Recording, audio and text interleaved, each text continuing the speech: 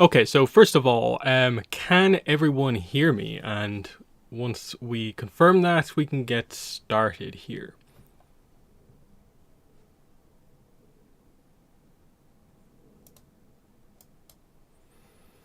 Okay, seems like people can hear me, so yes. Hello, everyone. So, we are going to, of course, primarily talk about Ashes of the Academy, and I have the preview pages all here so we can talk about them in a bit more detail, because I actually think these preview pages have enough in them that it's worth having a proper discussion about them. Um, that's, I think, the really interesting kind of stuff about this, is especially like in comparison to say like the Mako preview pages, which are good in their own right, but they're very much the introductory stuff with that book. Here you can immediately see they're kind of presenting the ideas, themes of the book, and it's just a lot more interesting than certain other groups of preview pages that we have got. And I think the general reception and response has been pretty good as well. I definitely think this is among the most hyped comics we've had in a while. Absolutely more hyped than Bounty Hunter and the Tea Brewer, and it's probably about on par with Azula in the Spirit Temple. That obviously has a lot of the Azula hype, though that's part of this as well, as we'll get into here. So, it's a good one. Like they've chose the right topics. It's now all going to be about execution. It's all going to be about these 72 pages. Can they do what the preview pages are kind of telling us they're approaching well enough? And that's the big thing here. So we'll go through this. I'm not planning for this to be like a super long stream like usual. So we'll probably do this, some reflection on, I suppose, the end of the year, talking about the kind of future overall, because that's where I'm at, sort of, really. Is just I'm very much in, we need to start setup for Avatar Studios soon, and I'm in that mode right now where every week that passes and like we're not getting information about that movie, I kind of feel it these days. It's just like, no, we need to get started at some point. So we can talk about Avatar Studios a little bit afterwards. So first of all, let's go back to the description overall. So there's some very interesting stuff with the description now that we have context from the preview pages. So the first bit is pretty obvious, I think, overall. This is probably one of the more interesting lines, actually. The headmistress, from the description, something about her worries Zuko. And while, sure, she's presented as a little bit more old school, she represents the older way of doing things, why does this inherently worry Zuko? That's the big question I think I'd have about this. And that, like, we obviously skipped over, I guess, some pages with whatever the headmistress actually, like, did that informs why Zuko says a certain thing to her. So that's interesting. Zuko, of course, brings in Mai as a teacher. Again, there's probably a little bit more context that we need about this. Watchful eye over key, keep her on the right path. And then this is the really interesting part, is that the Azula stuff doesn't just seem to be, because I think when we first had the description, a lot of us felt like, are they really just throwing Azula in there for the sake of it to sort of hype up the book, but she's not actually going to be in it? Then, of course, we got confirmation that there was going to be backstory stuff about Mai and Azula's time at the Academy. Now we know that they're actually mentioning Azula kind of a bunch of times during the preview, so it's actually quite interesting about what they're going to do here. It still is maybe a little bit like over the top what they're kind of presenting here, though it's interesting what they're kind of trying to do here. So obviously cover, very nice. We saw this already, but we'll get into the preview pages. So very clearly, we don't start with the page 1, because I don't think there's any way we just open up with just as like the first line of it overall.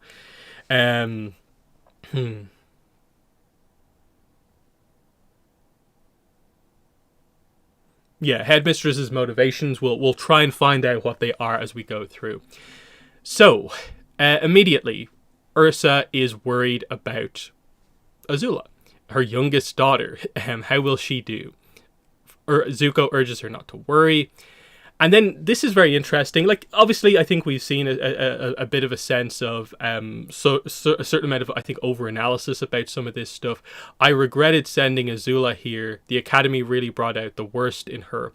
I'm not sure Ki should be here either. It's an interesting one because everything we know about Ursa, I think, very clearly suggests that Ursa would not have had a say in where Azula went to school.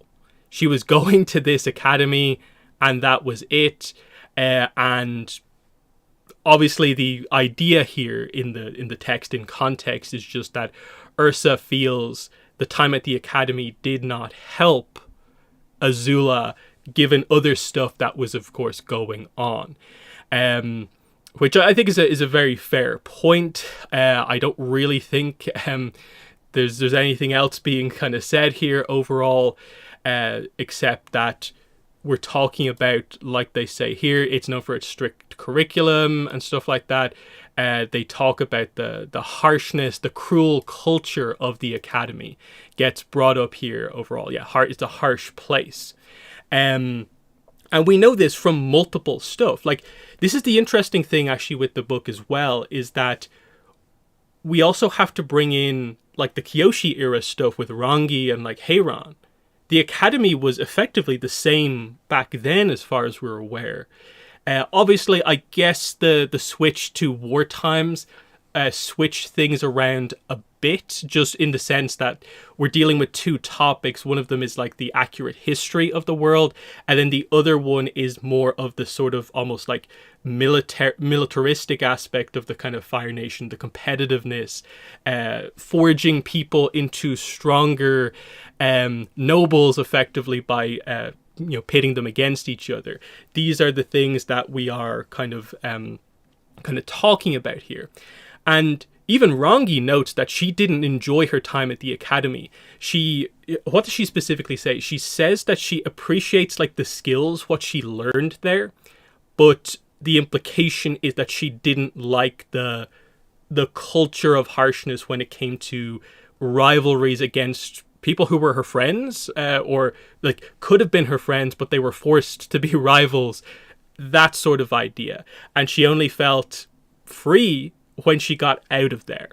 And I think that's the really interesting part of this, because the book is at the same time, I think, trying to point out that we're trying to move on from the Sozin, Azula, and Ozai era of the evil Fire Lords with the war. But it does also feel like Zuko is also trying to reform aspects of Fire Nation culture that have been in there for like a little bit longer. We're trying to adjust the Fire Nation to become a little bit more overall modern, which I think is quite interesting. Because yes, with Heiran, you have to remember the thing here is that, she killed people in Agni Kai. She killed her cousin to gain the position of headmistress, and has that legacy of killing people to, I guess maintain it, or just prove herself within that kind of academy system overall. So yeah, there's that. I promise to protect this new generation of students. If you can't believe in the Royal Fire Academy, then believe in me. I'll try my best. Open the gates. It is cool to see Peter Wortman's art for like Ursa, for comic era Zuko. Of course, we saw a little bit of it in like Azula in the Spirit Temple, but it is fun to see it here as well in sort of actual present day stuff, and not just like in Azula's head, basically. So yeah, cool stuff here. Zuko welcomes everyone in, and this is a big event. The Fire Lord opening the school on the first day. That's a pretty big thing. He's quite happy about it. Then we get to see Ki for the first time, and also Lihua and a lot of the other kind of kids.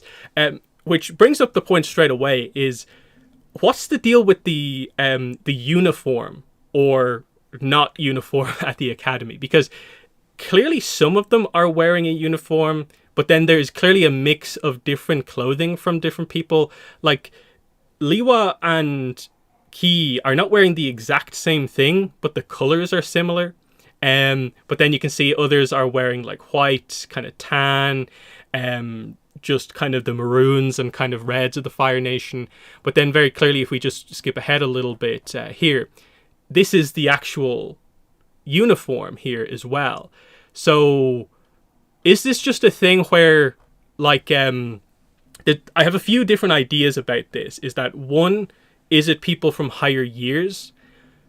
Two, is one of the changes that has happened that there isn't a uniform anymore, but that the daughters of the nobles continue to wear the uniform to represent the old school way of doing it.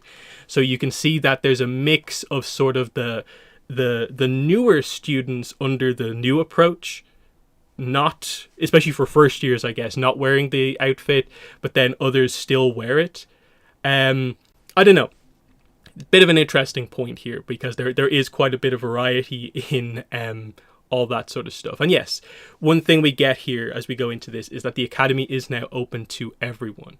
So yeah, Lihua, it gets introduced here properly. I think it's a really cool thing that we do actually get this writing note. Obviously, it's a mistake. Obviously, it's going to be fixed for the release. At least we hope it is. Like, I can't see them missing this along the way. I'm guessing the preview pages are from an earlier, like, edit of the book, and they just got put up real quickly, literally before, like, Thanksgiving and a break and stuff like that. So that sort of idea. But it obviously connects the dots here of Ki's friend here is, at least the intent from Faith Erin Hicks is that it is one of the girls who was with her during Smoke and Shadow. They were kidnapped basically together. Lihua was already there when Ki arrived overall. That's quite interesting. So cool. I like this, that it's not just a randomly introduced new character who she's friends with. It's someone who she at least spoke a couple of lines of dialogue to in the previous book, and they seem to be in or around the same age overall. And then, yeah, this is where Zuko brings it up. The school should have opened its doors to all Fire Nation citizens long ago, and Ursa effectively mocks the traditions here of overly focusing on sort of, like, I guess, the nobility here. Because that's the whole point that they're doing here, is that this used to be effectively the big, like, officer school, that the nobles get forged into the kind of ruthless leaders that are going to be the leaders of the Fire Nation in the future here. And so they couldn't possibly have that school be open to everyone, because that would, like, dilute the power of the Fire Nation going forward overall. So that's an interesting point here. What makes it a royal academy at this point? Well, I guess partly Zuko's opening it here. He obviously has a certain amount of control over it, and I'm guessing historically the idea is that initially it was probably opened by a Fire Lord at some point in history, and so they're keeping the name, but it doesn't mean you have to be royalty to go in. You never had to be royalty to go in, you just had to be from nobility. Like, it makes sense to me, because, like, even in real life, like, depending on certain places, there are places, schools that have, like, royal something or other in them. It doesn't, the connection to royalty is not done in that way. That sort of things. So there's that. Undermine our country's great traditions. And this is Ursa bringing up the point of, you know, some of these traditions, do we need to hold on to them in this day? Which I think this is where we have to highlight the significance of Ursa as a character that I think is super interesting, is that I think a lot of people sometimes do forget Ursa's backstory, that Ursa is not out and out nobility. She was married into the royal family, but before that, apparently she came from a bit of an obscure place, Hira. And so she has those two kind of contrasting kind of sections of her life of living the simple kind of non-noble life, and then knowing what the absolute kind of upper crust of society is like. So Ursa's perspective on things here, I think, is quite interesting, that she's always been I can see the error in kind of how some of the nobility are formed into kind of what they are, which I think is just interesting overall. So yeah, we need to make some new traditions. Very, very cool. Teaching the Academy students exactly what happened during the 100-Year War and the Fire Nation's role in it. So this is where we bring the kind of headband stuff, the more general Fire Nation school aspect into things. Again, highlighting the two avenues we're kind of exploring here.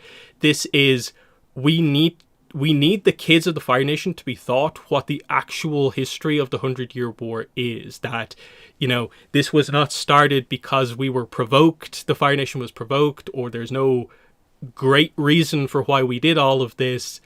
No. As we pointed out in previous books, the air nomads don't have a military. That was just Sozin doing that. And obviously we probably need a little bit more context for exactly why he did it, but we're beginning to kind of see that from some of the RPG material, and also even some of the novel, the Roku novel, kind of setting this up a little bit as well. So that's overall. And then this is the big thing here. Ursa, who has experience, I guess, with peers from nobility, knows that others are not going to be happy about, bringing up the truth of things. And this brings up a kind of significant point of it's a problem for some of these people that we're just going to tell the truth. And this brings up the whole, connecting it to a lot of what's going on here, like Ukano, like Mei's father, New Ozai society, people still trying to keep the old ways kind of going forward and not accepting that things have changed overall. But anyway, there's that. Clearly a skip of I'm guessing a couple of pages at the very least here, because we do just randomly introduce the headmistress here at this point, who again is significant because the description highlights that Zuko gets worried about something the headmistress does or seem to have planned, and does any of that come across necessarily here? So I guess Zuko, with the help of his advisors or whatever, have formed a new curriculum for the Fire Academy, which, if you connect all the material together, this should be stuff like incorporating the dancing dragon, like some of the Sun Warriors teachings, without revealing the secret of the Sun Warriors, into the more general Fire Nation kind of public. Obviously, teaching people the actual history of the war, that whole sort of thing. But overall, she views whatever Zuko has introduced here exactly as apparently this will coddle the students, because I guess it's not as harsh of a curriculum anymore. They're the future of the Fire Nation, and again, her view is that they have to be sort of forged into the best they can be. And he also cares about the future of the Fire Nation. It's just, hey, I view the future as being different than what my father, and obviously implied in here as well, is, Azulon and Sozin as well, different from what they kind of imagine overall. That, obviously, this is still going to be a place that can be a pathway to a career like high up in the military or whatever. It could still be that officer training, but does it need to have the reputation that it actually has here? That sort of idea. And yeah, he expects her to trust, to follow his instructions, despite what these reservations actually are. She says she will go through with it. They welcome in the other students. Interesting idea here of just like Ki, who has always been presented as being very fearless, even in Smoke and Shadow. She's perfectly excited, but Lihua is actually scared because I guess she knows the history of this place. She knows about she's expecting harshness in a way going in here, but I guess is partly excited at the opportunity to go here when maybe she might not have had the opportunity. We don't really know the full situation. But again, you can see the difference in outfits from some of the people here. So I'm not sure exactly what we're doing here in terms of like, are these both nobility technically here? Are these more from the kind of other backgrounds? We don't know for sure. But then clearly, skip ahead throughout the whole day, basically. Let's see. Could someone fill me in? I thought the comic was dropping March 2025. Was I mistaken? I just joined. These are the preview pages. We got 10 preview pages for the book a couple of days ago. The book's not out.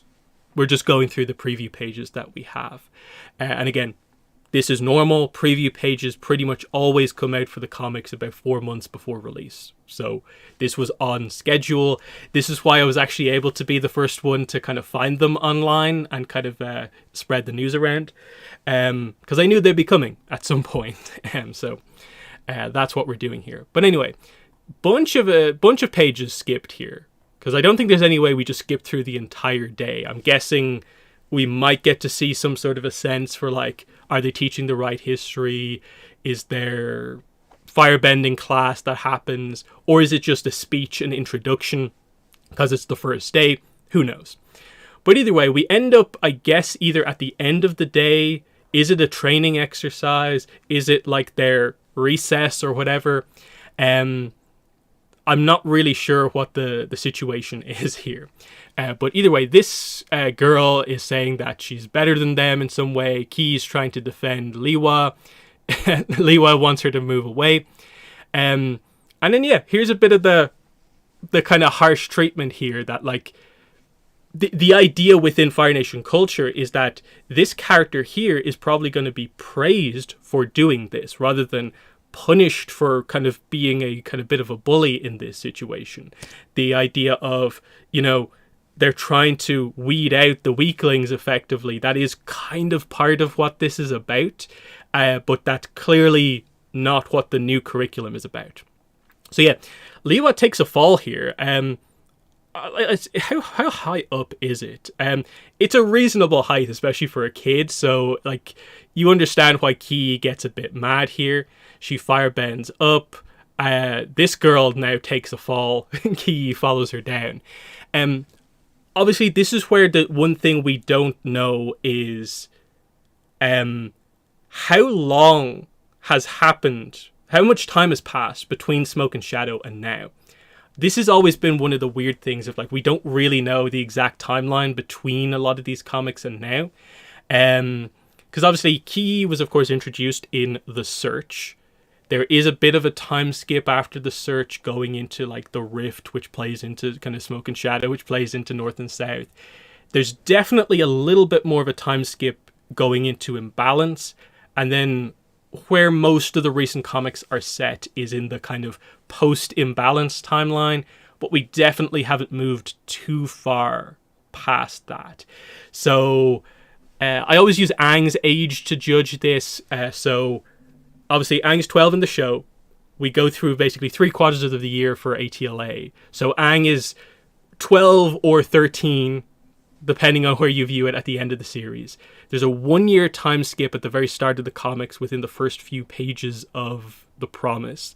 So that brings Aang up to roughly 14. There's definitely another year or so that passes over the course of some of the comics, making Aang probably 15. I still tend to put it as like Aang is either just about 16 or he hasn't quite turned 16 yet.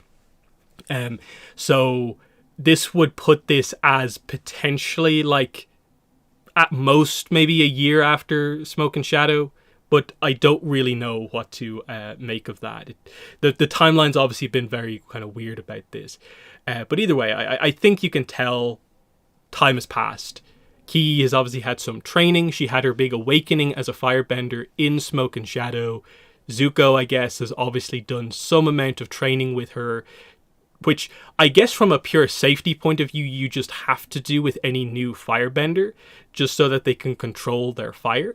And obviously Ki is from a strong bloodline. She might not have the connection to the kind of fire royalty aspect, but she's related to Roku, so she does have the powerful bloodline of an avatar in her. So the idea that she actually has strong potential does make complete sense, of course. So yeah, the Ki, we don't even know Ki's age, but yeah, I'm guessing 6 or 7. I don't know, like, is there a specific year they all start school? I'm not really sure, because then we get into the situation where, like, Mai is a year older than Azula, but they attend the academy together. Are they in different years? Does Azula get put up a year because she's so good? That sort of thing. That whole idea. Don't think Roku makes Ki powerful, since Rava makes Roku powerful. Nothing about Roku in particular makes him special. His brother is a powerful firebender as well. Because the implication is what they say about in the novel is that Roku is just a little bit below Sozin in terms of raw potential as a firebender. But then when we go into the flashback, Roku's 3, and then Yasu is the one who is clearly better. So their bloodline is obviously just decent itself, just by being a kind of noble firebending line. But then they do also seem to imply that the bloodline of an avatar, kind of just in a way almost like by default, is powerful by itself. So I think you have to factor that in to a certain degree as well. But yeah, read the novels. Novels are very good. Like, novels are literally the best Avatar content outside of the shows, basically. And yeah, the entire plot of the search and why Ursa is even involved in anything is because they view it as the Avatar bloodline being added in rather than, I think, Roku's family line necessarily. So that's definitely a factor here. So they're clearly, I think, presenting Ki as being a young character who has strong potential. I do think the reason that they are saying this is because they are trying to sort of echo Azula with Ki by saying that, oh, they're both high potential firebenders. Will Ki forge a different path than Azula did? And, you know, Azula's arc is still in progress. Can she, turn it around going into the future depending on what we do with Azula? Or what? And this is why I think Ki's thoughts on her sister are going to be fascinating when we actually get to the backstory and what Ki's takeaway is. Like, how much has she been told about her sister? That whole idea. But anyway, the idea here, because we skip to later on the next headmistress scene, is I'm guessing Ki gets praised for this by the headmistress, but everyone else, I suppose, who's more reasonable, thinks Ki should be punished for going a little bit over the top. But she maybe gets praised for it because, hey, you're showing great potential. You defeated, quote unquote, maybe potentially one of the girls who the most was expected of in the year or something like that. I'm guessing that's going to be one of the angles that we have on this, but that maybe part of the rule Zuko has in place is that, hey, you should get punished for, like, fighting during kind of game playtime. But we'll see what they do with this overall. That's probably my guess with this is that, in terms of why would the Academy facilitate Azula becoming Azula, is if they don't counter the traits that Azula goes on to have in the future. And obviously the idea is if, like, Azula probably did quite a bit of this during the Academy. I think we're maybe at the end of this preview about to see her maybe do something along these lines. And I'm guessing they are going to try and, again, echo what the two sisters are kind of going through, but the corrections this time out to try and fix some of that stuff. So that's that. Then we get into this. So Zuko now all of a sudden is like, I don't know if you're right for the school. So what has happened? Is it just dealing with the result of this incident? Or did Zuko see other stuff, like in terms of how the teaching was going? Was the history still not corrected, or other things like that? There's obviously quite a bit that happens in between this.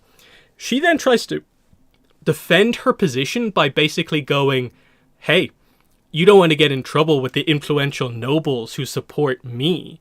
That basically a lot of the most influential citizens, they want this academy to remain as it was, to forge, their children into the high up people expected, basically, for the good of their children, that sort of idea. So, and she's like, they support me, absolutely. I need to stay in this position for this reason. So, like, what is she doing? Is she just, going against Zuko by doing the old curriculum? They seem to, at least to me, I think they imply something more than just, you went against my orders. But I don't know if there's something crazy suspicious as such going on here. It's an interesting one. We have to see what exactly the full situation is here. But either way, he feels it wasn't just enough to have a new curriculum. I have to basically bring in someone to keep an eye on things from the inside. So I'm going to bring in someone who, I think will be good for this, but also you're going to be okay with because she's from a good family. So this is where the Mai situation happens here. Do you remember Governor Ukano's daughter, Mai? I think she'll be a good addition to this school. And she's like, oh yeah, like, not motivated, but yeah, I think that's right. That's the right family. That's good. Finally, like, Firelord, you've said something interesting, and she's going to help to train Mai as a teacher, I guess. And again, I said this on Twitter. I said it in my video. I love this panel here. Smiling Zuko just being like, excellent, my plan has come together. And then, obviously, the idea is that next panel, it's like, oh wait, I haven't told Mai about this. I'm sure she'll be okay with it. And it's just like, okay, that's a pretty positive thing, that he's just very confident that Mai will just go along with this. So that's the situation there. Yeah, like, school board, council, corruption, with the headmistress involved. Yeah, like a little bit of corruption within nobility type thing. Do we need to kind of counter that here? That could be interesting as just a kind of a similar type of thing to the new Ozai Society, of just trying to keep a section of the Fire Nation the way it was before. We'll see what happens though. But anyway, I actually kind of hope these panels are back to back, that he goes from just, I'm sure she'll be thrilled, to, wait, what do you want me to do? But anyway, cool there. We also get to see Michi here, of course, Mai's mother. And yeah, obvious thing here. Mai coming in to teach the first year students. And yeah, you were the first person I thought of here. Sure. And I think the characterization of Mai is really good here as well. Faith Erin Hicks definitely knows what Mai is about here. And I like that her trying to keep her usual persona up is immediately countered by her mother, who actually does know her kind of really well. And you can also see that, like, Michi is quite different away from Ukano, I guess. So you can kind of see a little bit of, like, things have changed even within, like, Mai's family now that things are different in a way. So there's some interesting things happening here. Dialogue here. Have you met me?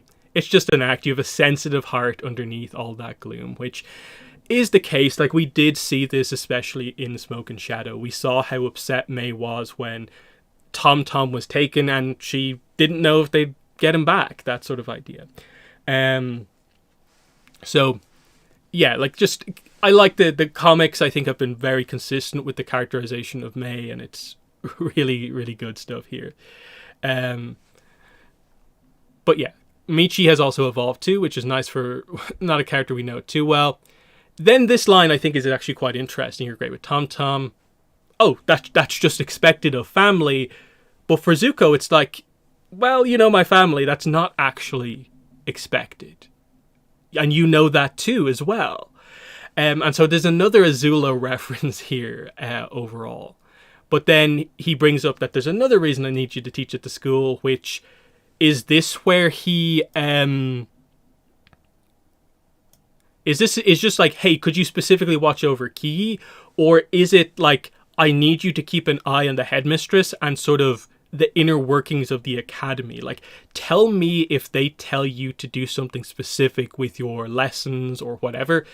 I'm guessing it's a bit of both overall, which I'm interested to see overall. But yeah, I've seen some people criticize this line here. I do think it is just people who are maybe really into Azula being a little bit sensitive of any criticism of Azula. For Zuko, this is a perfectly reasonable line to say. That, has he been treated well by his sister Azula in any of the recent content that we have had? The answer is no, and, you know, that's just the truth of the situation.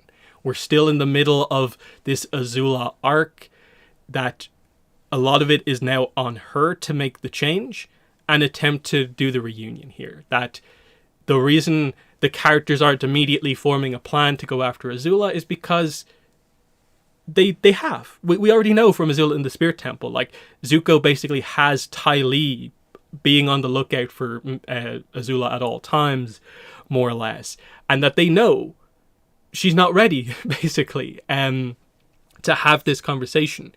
The same goes for Ursa. Azula ran away from Ursa in the search. There could have been a conversation as early as the search, but she ran away. The same at the end of Smoke and Shadow. There could have been a way to, you know, have the big conversations happen at that point. But no, she disappeared, basically being like, oh, I'm going to forge you into the leader that you really have to be. And we know how that went from Azula in the Spirit Temple. And we're beginning to see the idea of, slowly but surely, Azula is beginning to change. And I think the potential idea of a redemption or an arc where we maybe do build to eventually the reunion of these characters, I think is on the cards. Where it's going to happen, it's still very much up in the air, but at least we're doing stuff that relates to Azula once again. And so I do like these references to her here. And as we see later on in these pages, we're going to get more as well. So that's the situation there. So then another edit here, NOA, Headmistress Pearl. I'm wondering here within comics, like, is NOA like a specific terminology that you use in scripts or something like that? Is it meant to just be like, you know, a waiting name? Like that, the implication from like the Li Hua thing is that, I'm guessing names, especially for like newer characters or referenced characters, seems to be maybe one of the last things that gets like finalized and confirmed. So I'm guessing the name here was like a recent insert into the kind of script here at a certain point. But anyway, Headmistress Pearl is who we have here in the background, the previous headmistress of the academy, who they seem to confirm here is at least a little bit over 100 years old. She is retired, but by all accounts still alive, apparently. And the current headmistress likes having all of her stuff close by. And again, we have to address here, is this a mistake? Should this be changed? Or is this perfectly fine the way it is? Obviously, they reference here Fire Lords Ozai and Sozin. but they don't for some reason reference Azula. Even though the way the math works out, assuming she's not like well over 100, she would have had to have been made the headmistress at the academy at like 18, 20 years old during the last couple of years of Sozin's life, received an honor from Sozin. Then apparently she goes like 75 years of Azulan's reign being the headmistress, doesn't receive an award, but then gets one when Ozai takes over in the last few years of her tenure or whatever. It just feels a little bit like, I get what you're doing. You're referencing the era of the evil Fire Lords, and that here is a character who technically spans multiple eras. But the connection of like you specifically received honors from these two Fire Lords is a little bit like, that should be maybe slightly adjusted of just something along the lines of like saying that she was around during like Ozai's reign, but that she got awards from the other two ones are fine. May then echoes the same statement here of the less we uphold from their reigns, the better the Fire Nation will be, which is fine. It's perfectly valid to say because they're the focused on Fire Lords, even though Azula is actually the longest reigning one, like that we know of, within the actual 100-Year War era overall. So it's just one of those ones where like it's not technically wrong, but it's just it'd be cleaner, I think, if Azula got a reference here overall. But yeah, what do we have here in the cabinet? So a model of a Fire Nation ship, a knife, one of those kind of ceremonial knives, I guess, kind of like the one Zuko got, maybe, I don't know. Some books, a key scroll, and some sort of a helmet. Oh no, wait, it's not books actually, it's a screen. And what else? Some sort of a helmet, I guess, underneath, or maybe it's a mask. And these are honors from the Fire Lords. Okay. Makes sense. It's the sort of stuff, like, it's like, okay, military, a certificate, I guess, a military helmet, potentially, and then the screen is the one only, like, very interesting kind of one here overall. So there's that. And then we get to this here, Mai. And I think in relation to what's been mentioned in chat here, when it comes to like Mai and her characterization of just like, have we actually covered enough about like Mai's view on the Fire Nation and sort of like, okay, she's on the good side now post-war because effectively she sided with Zuko. Now, the presentation within the episodes is that it was mainly out of kind of, love, basically, as she sided with Zuko over Azula, and that effectively chose her side for her. But where does her own views on her nation kind of fall into that? That's where I think a book like this is going to hopefully do some of that stuff. Like, actually address that, like, okay, Mai isn't just like, oh yeah, I just followed whoever won. No, so she agrees with Zuko, at the very least, now. And I guess we're going to reflect on, has she thought about this stuff in the past? I think her own backstory links into a certain degree with the idea of her father's political career is part of her own sort of like, trauma type stuff that they bring up in the beach, in that's why she struggles to at times express herself, is because she couldn't be outspoken. Otherwise, it would affect her father's career. So that might add into a little bit of maybe she hasn't been fully into this side of things. But yeah, I do think this is why the backstory is not important. It's important not just for Azula, but for Mai as a character as well, to, I think, show what she's about. And I think that's what they are about here. Like, I think there's dual meanings to this, obviously, to a certain degree. Within the context of the preview, it's, oh, here is a kind of symbolic, a thematic way of referring to sort of, we are now opening the minds of the Fire Nation kind of children to the truth about the world. But it also reflects on Mai. This kind of represents Mai to a certain degree of like, she was never allowed to express herself. She is trapped in darkness. But I do wonder, will they actually like reflect on this a little bit more and make it very clear what the idea here is? But it's a very interesting line overall, what they talk about here. So yeah, Mai teaching class here. Cool, we get to see Mai in the teacher's uniform, and just this by itself I think is very strong for Mai as a character, because post-series, again, like they kind of did maybe more focus Mai on the relationship with Zuko, but they're doing the other side of that now, which is like, okay, let's actually highlight what Mai's path as a character is going forward. Then we can maybe get back to addressing the kind of relationship status stuff, or we could do both at the same time. And this is quite important so that she's not just at the flower shop like the whole time, basically. And it's an interesting path for the character in terms of like, what are we actually going to kind of address overall? So yeah, Mai here, showing everyone the insects.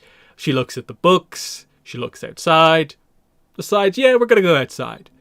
And I'm wondering, is there a scene before this where she's maybe told, like, hey, the class should be about rigid discipline.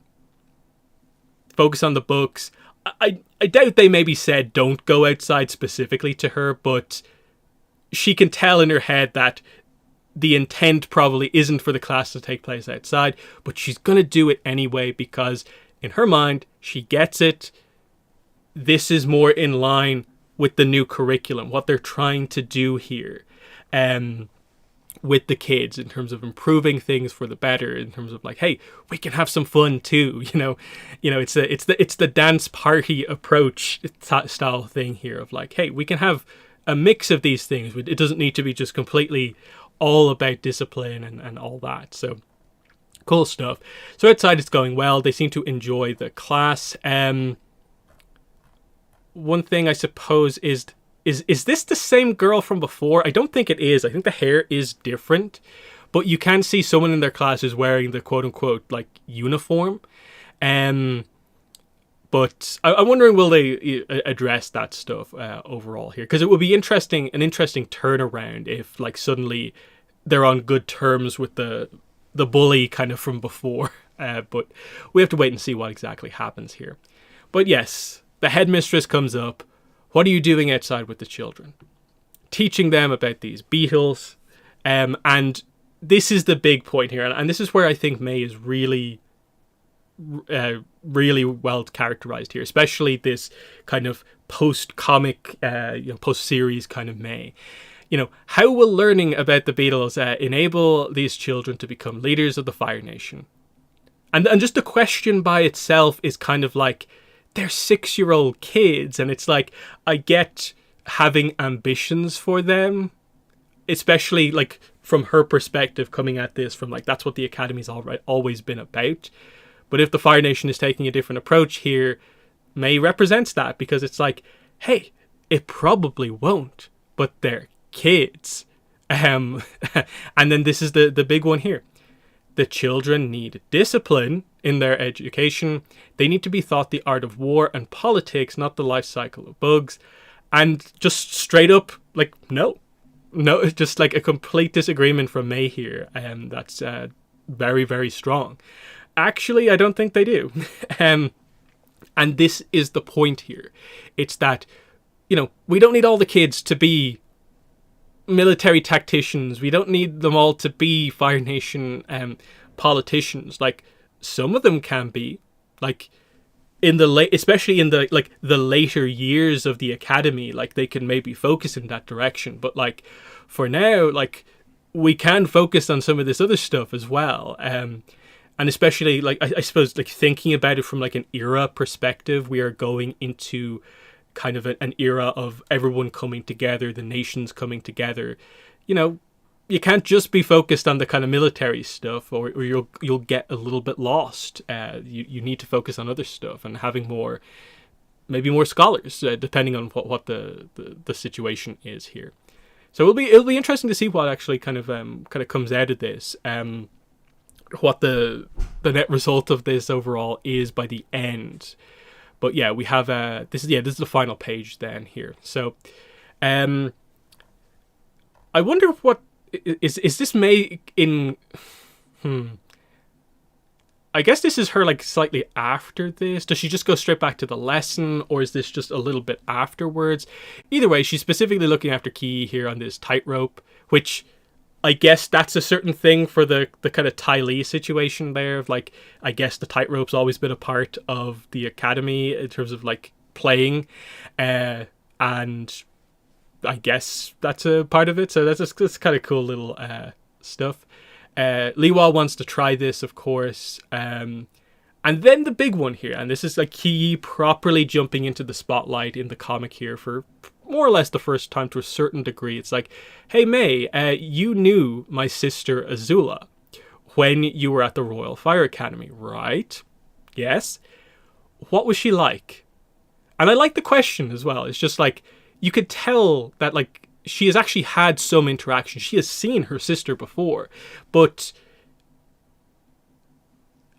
I don't think we know exactly what the situation is with regards to like, I would actually like to know, like, if she asks Zuko, does Zuko tell her stuff about Azula? Has she asked her mom about Azula?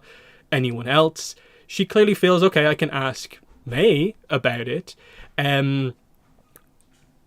So it's interesting in terms of like what is going to be told here that will give her new insight overall. That's going to be fascinating. And of course, Mai has her regret because this is a friendship from the past that is very complicated at the moment, but clearly is based on like valid feelings. They were friends, close friends, at least at one point in the past. So there's complicated stuff. And I guess what we're going to do here is we're going to explain how these two came together. Because if you just separate Mai from the fact that we know she becomes friends with Azula, it doesn't seem like the obvious kind of connection to make. Like, both friends, actually. Like, Azula as a character, it kind of feels like, how did she end up with these two? It is a bit of a weird one here, because neither are the typical nobles who are kind of, powerful in their own right. They're both more kind of like odd characters here. So this is where I'm wondering, are they actually going to do some very interesting stuff with younger Azula here in terms of really highlighting that, hey, we're going to see some good Azula traits here and not just bad Azula traits, like that sort of idea. Like, are we going full on, she's on the path the second she enters the academy and it just makes it worse? Or are we going for the academy combined with Ozai got rid of any kind of hopeful aspects of Azula? And I'm wondering, are they going to do something like that where in the early days she became friends with maybe Mai and Ty Lee by protecting them from bullies, and again, similar to something like this, and then the harsh reality of the academy forged Azula into a character who, it amplified some of her traits, got rid of other traits, and it created the situation where, okay, this helps to explain why Mai and Ty Lee have a fondness for Azula, but that the more and more she becomes the, I will dominate everything character, which seems to be what the academy kind of is trying to teach. They want Sozins, Azulons, that sort of thing. I think that's what we're going to do here. Like, is this Azula standing up for Mai here? Or, what are we doing here? or are we going to do something weird maybe with Mai here, or like, is Mai part of the bully squad here? I'm not super sure about that, but it's going to be fascinating how much they focus on this, because there's a lot to do in the comic where we have to have present day stuff, we have to develop Ki, we have to develop Mai as a character, but we also have to go into the flashback and cover Mai, Azula, Ty Lee. Like, I think we're going to see Ty Lee. I think it would be very odd to do this without her. So I think they are going to use the opportunity to probably showcase that. So that's kind of, I think, quite important. But then there's also some Zuko stuff. And like, I think we also do want to see a bit of like Mai and Zuko kind of dynamic as well. Which it already seems quite positive here, because if we go back to this scene here, very casual. Whereas what you would say about maybe the end of Smoke and Shadow stuff, which is the last time we've seen them interact, it was on the tail end of like a lot of the Kalo kind of drama, and, you know, touching on kind of the like their relationship and stuff like that. But then it ended in a position where the door was definitely opened. They're still close, and it felt like it was only a matter of time. And this seems to be the result of that time, is that Zuko can just go to the flower shop and be like, hey, Mai, I set you up to do this thing. And she's like, she does her usual thing of kind of like trying to back out of it a little bit, but she ultimately goes ahead with it. So there's no awkwardness between the two of them, but I don't think they're back together yet. So I guess it's all about who actually brings up the idea of like, are they going to get back together? That's going to be the interesting thing. If they do the development well enough, I wouldn't be surprised if like maybe at the end of things, like Ki says something and gets the two of them blushing or something like that. There could be a fun way to do something like that. Will they just reunite them in this comic? That's a tougher one, because they might just want to kind of play it like a little bit kind of realistic, and like just kind of highlight that they're separated from each other for like a while, and then it just over time they slowly gravitate to get back together, and that whole idea, versus we need to just immediately like reverse it here and now. Because the problem is, like, I suppose animated content involving these characters. Like, do we expect, for instance, in the Aang movie in 2026, Mai and Zuko should be together in that, right? Like, we're talking like 7-8 years after the events of this. They should be back together as a couple. Like, so, as in, like, that would mean, like, off screen they got back together. So, they might want to do this, or are they actually going to have a reunion in a movie? But then we get into the complicated situation of, if you explain them getting back together in an animation, people are going to ask the obvious question, when did they break up again? And then you suddenly bring up the idea of, oh, wait, we have to recap a comic. Whereas if you actually have them get back together here, you kind of avoid that, because then it's like, okay, read the comics and you'll find out that they broke up and then got back together. But you don't need to inherently know that. So I hope they use this opportunity to just kind of do it, or just go for it, kind of, really. Because I think people are a little tired of some of the, like, how many years has it been, and that the relationship is not like fully locked in overall. Kind of has to be now, otherwise, like, when's the next time we're going to get a comic featuring Mai and Zuko? Because that's the point here. This is a one-shot comic.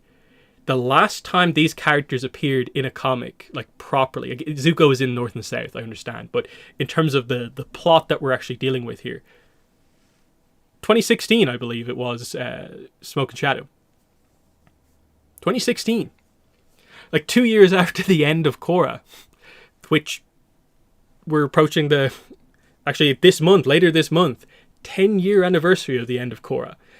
And this was like 2 years after that. Like it's 8 years. By the time it actually comes out, like it'll be like 9. That's how long the characters have been broken up, basically, and how long it's been between appearances overall. Because like the last book Ki was in was Smoke and Shadow. The last book Mai was in was like Smoke and Shadow, basically. Again, some of these characters were kind of in Azula in the Spirit Temple, but there's reasons. So there's that. So yeah, that's where we're at now. So it's looking good. It's shaping up very, very well. We have 10 pages out of 72. There's still 62 pages we haven't seen. Now, admittedly, I suppose, at a guess, what number page do we think this is when we actually start the flashback? I'm guessing for the first time here. How far are we actually into the book here? So obviously this is 10 of the pages that we actually see. There's for sure at least one page before this. They definitely follow each other. There's definitely at least 2-3 pages in between this, if not more. Certainly, again, at least another 3 or 4, probably more between this. About the same, probably even more actually between this. They're probably right next to each other. There's definitely a little bit more that happens after this. And then this could go into this, no problem. These are probably next to each other. There's probably a skip here. So, like, yeah, we're probably, like, at least in the 30s is my guess. Like, unless they're very quick with some of the scene transitions, like we're probably like late 20s, early 30s, but we could be a little bit further in. And then we're looking at like, okay, there's a whole plot apparently with the headmistress we have to get into. We have to get, I'm assuming we'll get a decent flashback here because they're directly teasing it. Like, as in more than the June flashback from Bounty Hunter T-Brewer. How many pages are there in total? There'll be 72 pages of content in the book. So, like, this is one of 72 overall pages. That's how much all the one-shot comics and individual parts are. We always have that exact format. So it's like, yeah, so like page 36 will be halfway through the book. And then I think we have to have this discussion is like, what's next for the comics? Because we go into, I think, a very interesting thing here where we're going into like a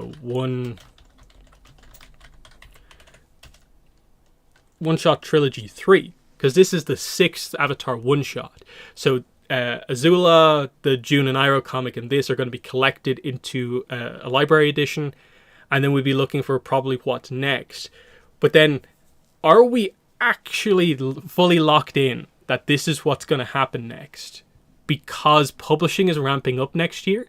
So are we able to go back to doing trilogies because we're going into like an Avatar Studios kind of type situation? There's also the point here of, because it is now a transition into trilogies, like, is the creative team going to stick around for sure? Are we going to switch stuff up, bring in a new writer, bring in a new artist? We've been pretty consistent for a while, but they might want to switch things around depending on what exactly is happening here. So what's going to happen? Because realistically, obviously this is a March release, so this book is coming out in March. In previous situations like this, we would get the next book like 6 to 9 months later. So we should be getting one shot 7 like in 2025. Like, it would be weird if we didn't, given how early in the year the book is actually coming out. That, as in, by March we have all our Dark Horse comics effectively for next year. I think that would be a frustrating situation. Especially if there maybe is art delays associated with the other Korra comics. I'm interested to see what they do here, because if they do go back to proper trilogies, that might delay things a little bit further. It probably would mean the book then is coming out in 2026 around animated stuff, which is kind of cool, but it doesn't give us our kind of notable publishing year necessarily going in, which I think is kind of what we want. But then what do we do here? Because what we've done is we've done Katara, Toph, Suki, Azula, Iroh. It's June and Iroh, but I think in the context of this, it's Iroh who's like considered for this. Iroh, and then this is technically May overall. So who then? I immediately go to Sokka. As someone who could use it. And then obviously there's the idea of, if publishing is ramping up, do they do another book? Because I think they should be able to do that. They shouldn't have any problem doing like an Avatar comic, a Korra comic, and then a third creative team doing a prequel comic or whatever. So yeah, there's that. Sokka, I think actually Aang has not been in a proper comic in a while. I think, we could do something with him, especially because I think in recent books, like especially these 4, we have been doing stuff that's a little bit more interesting, and like there is stuff with Aang that you can do with regards to like, when does he find the other Sky Bison? I would actually really like to see something along those lines in a comic, but I don't know. Obviously a lot of times with Sokka, it's like Space Sword, like just addressing the Sokka and Sword situation ahead of things would kind of be nice. And then Zuko, I guess you could do, that could be something interesting as like a follow-up potentially to this.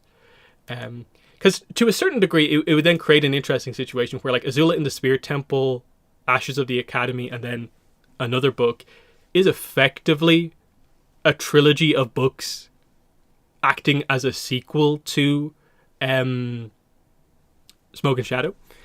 So there's that. Ty Lee, maybe. But I don't know. Because I think this is not necessarily absolutely locked in. Like, I would want to see what they say, what gets announced, what's coming up next to kind of lock this in. But yeah, I do think Sokka is probably most in need of a bit of focus if there is to be another book. So there's that. And as well as that, like, how confident do we feel that Korra one-shot number 2 is coming out next year? Because I really don't know where I'm at with that to guarantee that it comes out. So like, it's coming out February. So like, it leaves them 10 months to get out a book, which they have done before. Like we have had times where there's been the next book comes out 4 months afterwards. That's what it was like under Team Gurihuru and Jin Yang. They actually did them quite well. But I don't know the details surrounding exactly why the book was so badly delayed. And then if we're past that initial delay, then we should be on track, I think.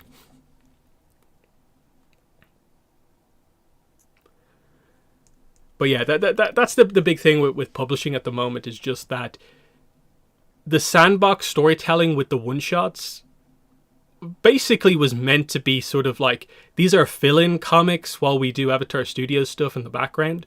So what is going to happen when Avatar Studios stuff actually comes out? Because I'd like the one-shots to continue to come out, as extra books, but like I would like to have mainline comics back as well.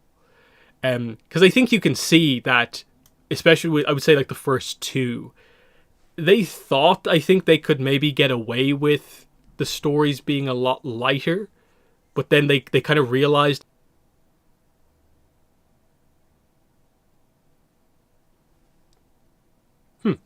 Okay, I think I disconnected for a little bit there, but it says I'm back.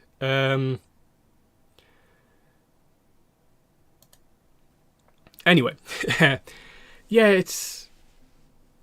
I think the stream went down for just like a couple of seconds there, but should be back now. So yeah, interested to see what they do, because the comics need to do more. Like, publishing ramping up, like they can't get away with just like, hey, the timing in this year happens to work out that you will get like 2 Avatar and 2 Korra comics this year. The output is increased by like 4 times, basically. I don't think they get to do that because, for instance, the reason in 2024 we only got 1 comic is because of all your delays and stuff like that, and because you were transitioning between creative teams, starting new creative teams. That, yeah, like a few years ago, like we had situations where we were getting 3. I think on at least one occasion we got 4 comics in a year. That's kind of just returning back to normal with the series that we have right now. That when the comics are working properly, I think the expectation would be that at least we're getting 3 comics a year, if not, 2 of each, given how much time there is and, what they should be capable of doing. Obviously, they'll have stuff like Beast of the Four Nations is going to come out eventually, I guess, so they can announce that. But that's we know that book has been so heavily delayed. Do they get to say that that's like publishing ramping up? I don't think so. For Dark Horse, it kind of does have to be something new. So there's that. Hope we get at least one more scene with Ursa. Like I think we will. I think there's a reason we kind of start with Ursa. I hope they have the time to, at the end of the book, kind of come back around to this and reflect on some things that, like, yeah, Key will come back around and say something to Ursa that maybe they'll address that, like, oh, we maybe have not been talking about Azula around you as much, but yes, she is your sister. I guess you do want to know about her. Let's talk about it. So interesting. Karuk novel. I feel Karuk is probably locked in for the next book, for book 7. Obviously it is not confirmed, but they're not going to miss the opportunity to perfectly kind of have the series work out the way it has, where it'll be it would be 4 duos of books, one of each, an avatar of each element, and they're the 4 avatars in a row before Aang. I can't see them missing out on that opportunity, especially now that I think the Roku novels have like basically confirmed to us like very clearly they are doing teenage avatars and they really are not doing anything else. That like we are not doing the characters as adults. We kind of got the adult backstory of Karuk because it was important for Kyoshi to know as like context. So yeah, I think we're definitely probably going to get teenage Karuk at some point. Unless there's some big ideas that they have going forward. But I definitely think they probably have to do a water avatar. Because there hasn't been that much like water focus in the novels, I think you would say. So it would be kind of cool to get a little bit more water tribe focus. The Chibi comic, yes, the Aang's Unfreezing Day, still a very confusing release. I don't think we're going to get a volume 2. I think whatever plans they had with that book, because the timing on that is like that's like a pre-Avatar Studios, I think, plan. We know Avatar Studios happening changed a lot. I think they had the first one done enough that they put it out and moved on. Same way that we had the almost confirmed third Korra comic trilogy, but then that kind of disappeared. And to a certain degree, the same way with Beasts of the Four Nations, the fact that it disappeared for a while as well. I'd love to know the story actually behind the scenes of what happened to Dark Horse, like end of 2020, start of 2021, when Avatar Studios happened. Because it sounds like they just had a lot of plans, and like some of the information got out there and then it all just fell off. It's kind of crazy.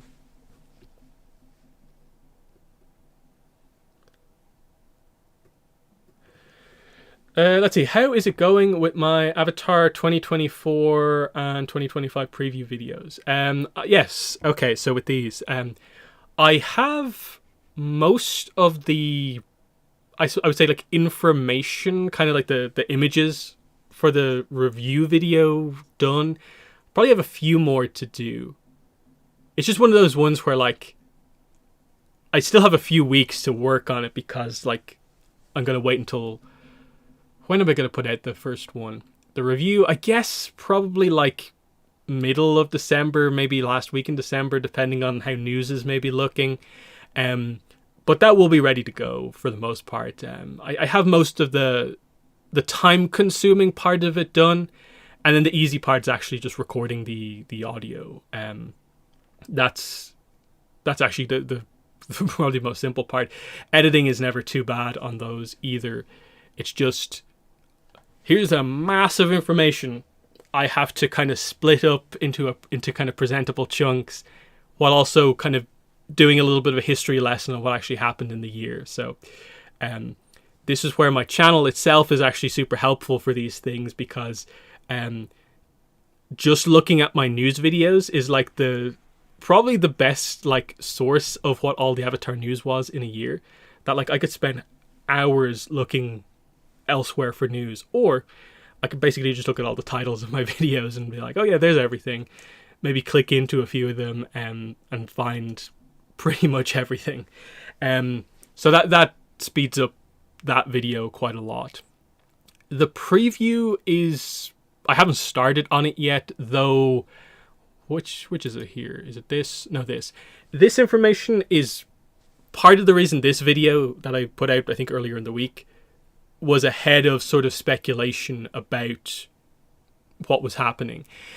So some of this information you will also see in the 2025 video, but yeah, that'll be fine, because a lot of that is just like, okay, I need to look at a lot of listings, get accurate dates, put them together, combined with like other stuff that we do or don't know about. Again, it's mostly just scavenging through the news throughout the year about stuff we know is happening. There's going to be a bit more speculation about Avatar Studios, obviously, because it's all going to happen next year except the release. So that's going to be kind of interesting. But yeah, those videos will be ready for end of the year. Once I properly begin to shape the first one together, it'll happen overall. Let's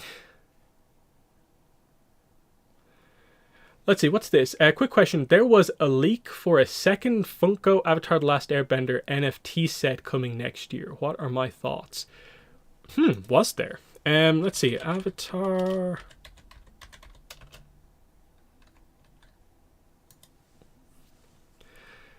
let me try and find this.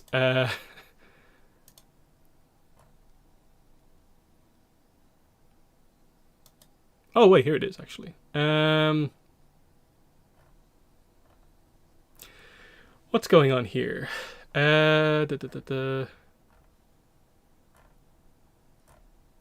Wait, is that even different?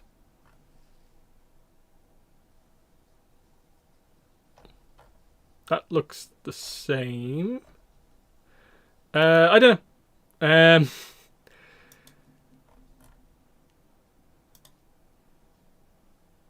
Avatar Legends Digital Pop. No, that's from 2022.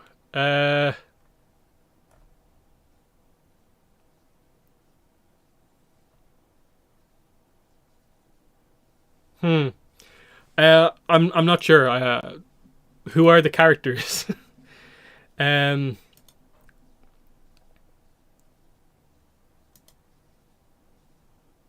I think there's something. I'd have to look into it a little bit more and source it correctly. There seems to be something, I think, at the very least.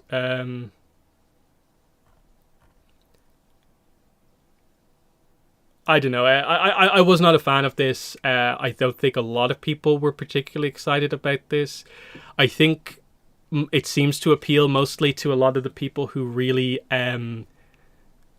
view Funko Pops as being this kind of investment thing almost, and it's kind of weird. Anyone trying to have a collection, I just think it's such a weird way to do it when sometimes just trying to get the exclusive pops is already difficult enough, but now you have to buy packs and stuff. So yeah, I wasn't a fan of the first ones, even though they did some cool characters like Karuk, and it's the only place to get a Bolin pop. But it'll be cool to look at them, but I don't like the whole system basically there. So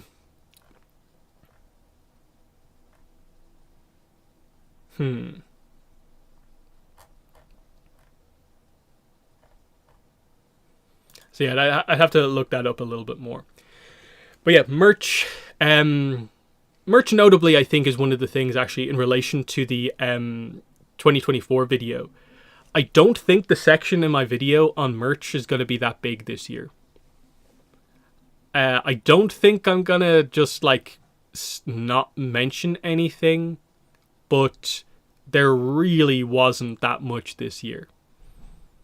In that, a lot of it is oh yeah, this thing came out right at the start of the year, though if you were in America, kind of technically it was actually very end of 2023 release, and then we get a lot of those weird things where we got some pops that were that transition between the year, and then the pops for this year, the kind of elemental pops, are technically some people will have them this year, but they're more next year. It's kind of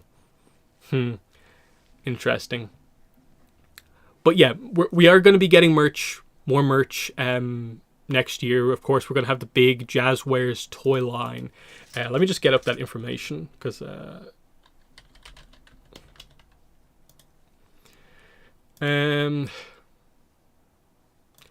yeah, we got this news from obviously much earlier on in the year about Jazzwares having the master licensing agreement with Paramount for Avatar The Last Airbender. And we're going to be getting all this sort of stuff. Toys, costumes, accessories, figures, vehicles, dolls, plush, playsets, and cosplay items also gets mentioned in here. Again, I think the key thing with this is is Korra included? Does this include the movie? Or is it literally just Avatar The Last Airbender? Or by Avatar The Last Airbender, are you actually talking about the full franchise? That's the big question that we don't know about, because I don't know. I'm always excited to see merch, but I've got to admit, if we see this stuff and it's just ATLA, book 1, 2, 3, and nothing else, that's going to be a little frustrating. That's going to be a bit disappointing for me. That in 2025, months before the next movie, all we're doing is, the original show still. That feels like we're maybe taking a little bit of a step backwards. So I really want to see some Korra in here.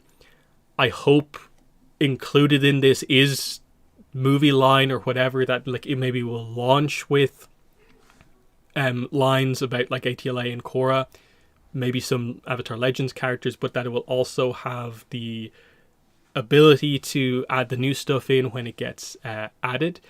But that's the interesting point there. Yeah, there's a lot of things that they could do here. Some of this stuff will be first times. I think apart from Migo, the weird Migo Aang figure that I think has always looked terrible. I don't think we've ever had like an Avatar doll, which will be fascinating to see what they do with that. Play sets, we obviously there's some Lego play sets, but we've never really had play sets for Avatar. So there's that. We never did get that Migo Korra that was kind of half announced and I think got cancelled. That could have been one of the finest memes in the Avatar fandom if we got that.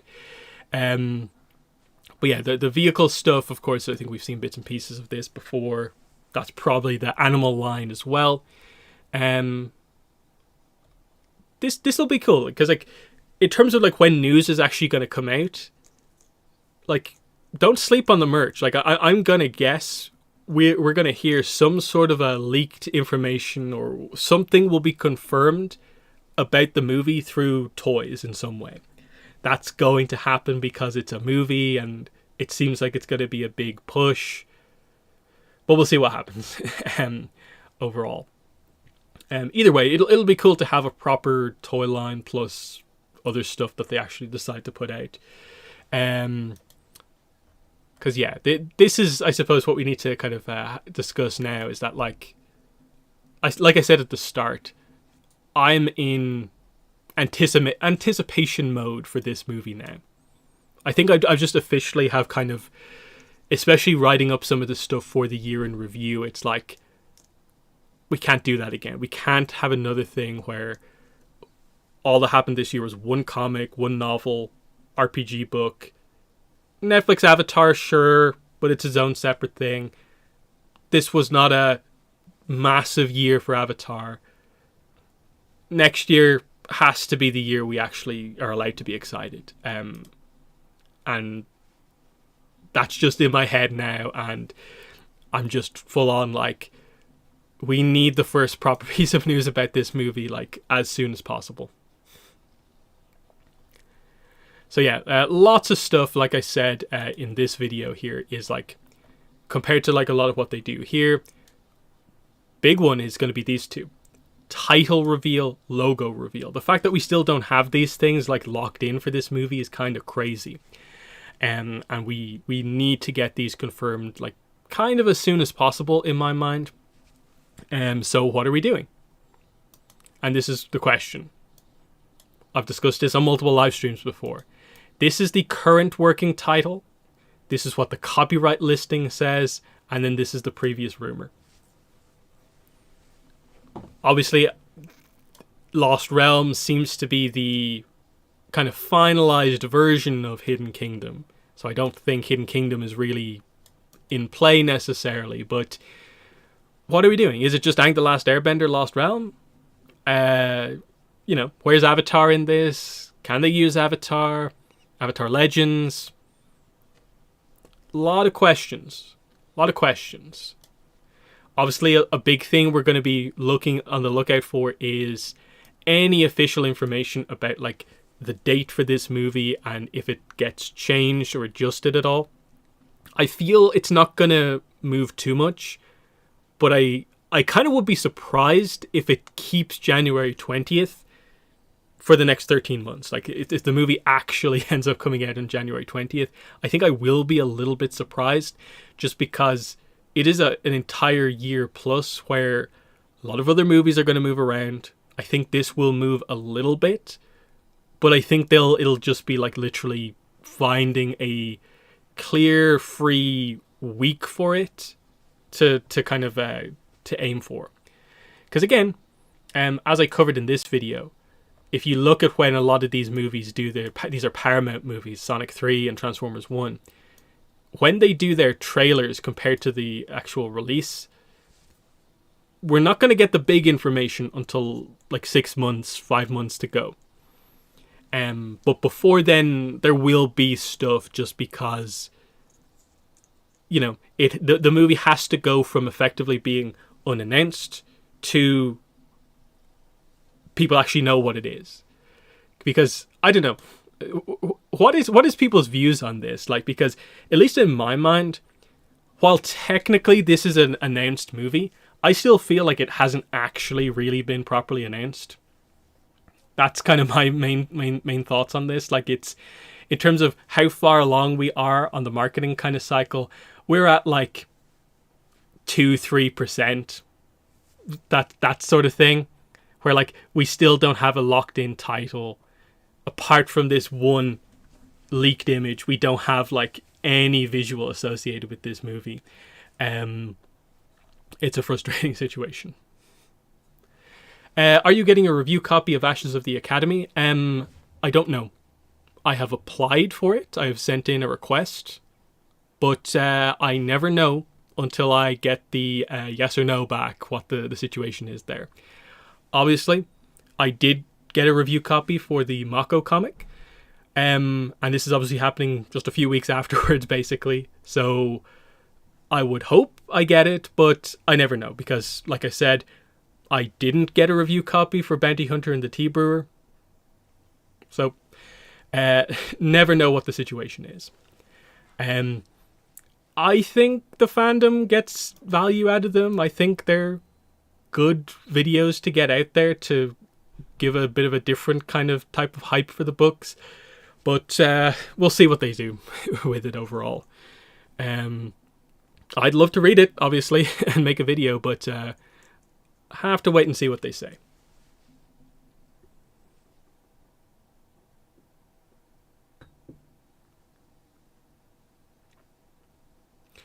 Yeah, the big problem with this movie is that if you just casually like Avatar, you probably don't know anything about it. You probably have not heard anything that really relates to Avatar Studios. And this is probably where, like, for this year, probably the biggest failure of Avatar Studios is that they didn't put out anything to coincide with season 1 of the last of the Netflix Avatar. I think that was a real opportunity to put something out there. Like, I get it, sort of. Like, the casting information kind of came out, like, in the weeks following season 1. But with no image, it doesn't mean anything, I think, to people. With no official title, no image, no logo, I don't think just some casting information like this really, like, means that much to a lot of people. That, like, I definitely saw, like, some discussion about it just because, like, oh, Dave Bautista, you know, attached to an Avatar movie. That's kind of cool. But that's as far as it went, kind of, for I think, for a lot of people, because most people who came across this information don't know, like, the release date information, don't know the specifics about it that, like, we all have now. But, like, look at the obscure stuff that relates to this. Is that, like, the whole 2026, the date that we have, comes from, like, industry articles where Avatar was one of a few movies mentioned. This is a leaked image from a CinemaCon that we weren't meant to get and is purely accidental that we have. This is the working title attached to some of these vague announcements. This is from copyright information that we found from the US Copyright Office. This is fully rumored from a few years ago. This description is also from the copyright listings. This is rumored casting information that could change, we don't actually know. And then a lot of this stuff is like, they've, like, confirmed it on the podcast, and again, some not super clear news articles kind of mentioned a lot of this stuff overall. But you'll note the whole way through that I've never once mentioned, like, the official website mentioned this, you know. There's a video officially that very clearly says where all this information comes from. Like, where would you find this stuff? Like, for most people in chat, I'm assuming that, like, if I asked you to, like, source certain parts of this information, you probably know it because you've seen my video where I clearly presented where it comes from. But I think a lot of people just, this information is just, like, half known by most of the fandom, and it's super unclear about anything that's ever happened. And this is where, let's actually bring it up here. The official Avatar Studios website, everyone remembers it still exists. It's received, like, what, 2-3 updates in its entire existence, which was basically this year. And look, it has some recent stuff. Like, it has a link to Avatar in Concert, the podcast. Reckoning of Roku is here, but like, when are we going to change that to Awakening when the cover gets announced? You know, they have some more recent stuff, but it's not good. Then, like, I've only ever received one Avatar-related email from this email kind of newsletter thing, and that's about Avatar in Concert. Nothing else. That's the situation there. The quiz is obviously, as we've talked about before, it's not a very good quiz. It's super basic. This is probably the most significant thing on the website, but again, for the first 6 months of the year, first 6 months of the website, this wasn't here. There was no mention on the entire official website that, what Avatar Studios is. There was no mention of they're creating original content, series, movies. And then I think we're close enough to where it's sort of like, and the first project is this movie. Why isn't it there? And then obviously this is not great. Characters, and it's most of the main ATLA cast, but where's Korra? Where's Mai? Why isn't it extensive in any way? So lots of frustrations, I think, there with that. This needs to improve for next year, certainly. When they do officially title the movie, logo it, are we putting it up here? I assume we are. And then the same goes for the social medias, the YouTube and stuff like that. They need to begin to change that overall, because at least to me, my overview, if I was to describe to people what say the Avatar Instagram is, or what most of the content on their YouTube is that it's just every possible combination of Avatar scenes and footage compiled together in every way. That's just what it is. It's clips, and that's all, which is fine, but it's been that way for years now. To the point where I feel like most news gets lost when they cover it, and that they hype up their weird edited clip videos more than any news that happens. So look, they'll cover the news when it happens, but I want to see stuff be better. Let's see. So yeah, if we go back here, Avatar in Concert continues on. Some interesting stuff actually, for instance here. Did everyone know that there is actually going to be an Asian tour? Not that there's anything there, but interesting that they have finally added that after months and months of people being why doesn't it have one? So there's that. Definitely a cool thing, but it's one of those things where if you have had the ability to go, you're probably pretty happy about it. If it hasn't come to your region yet, you're a little bit disappointed. That's probably the whole situation here.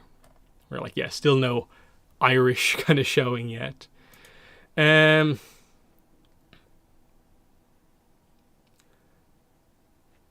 Yeah, they did the thing explaining the elements. That was kind of cool. That was kind of interesting. But they didn't mention the basic symbols, which, just to try and explain this, where is it?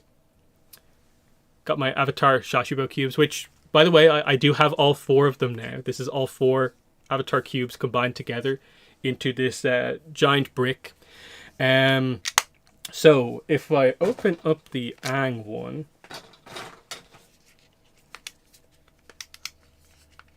I can show you this these symbols clearly. So yeah, those basic symbols, those are the ones where it's kind of new, and I wish those ones got explained. Are they just simplified element symbols? That's my guess. But I do wish they would explain what the situation is with them. So that's kind of interesting.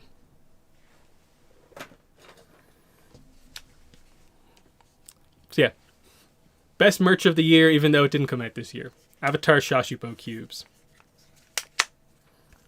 For instance, like Earth, there's Toph. The reverse of this is actually kind of weird. If I can quickly transform this.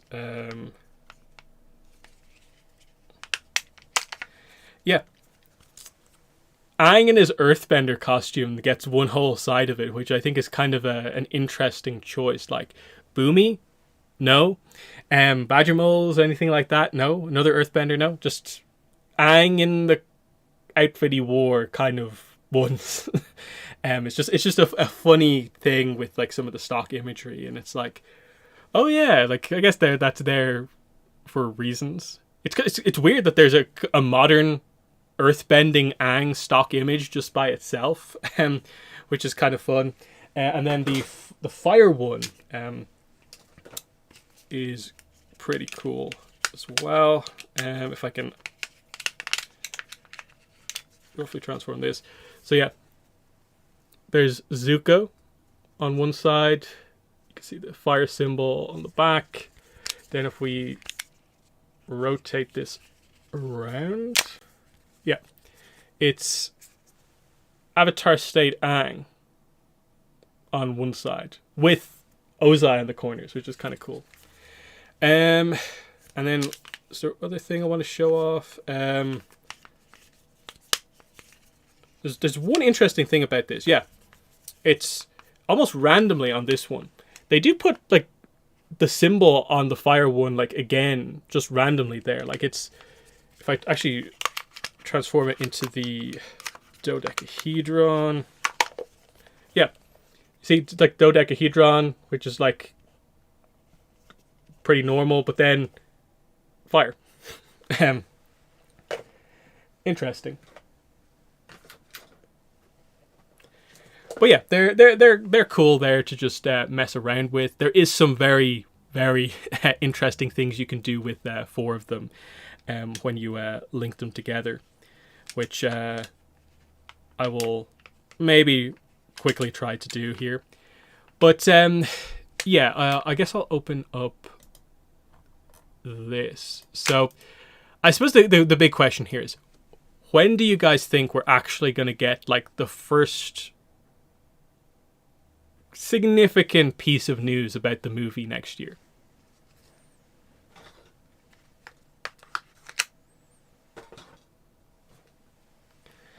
Because for me, I'm guessing it will be CinemaCon.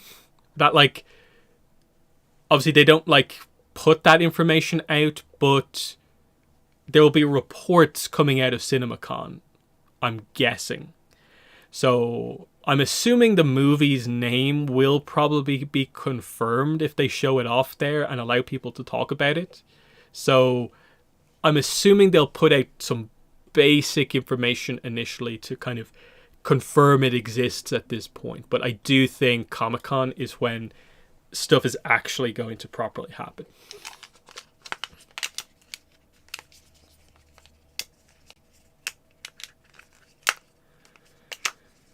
Let's see, late summer 25.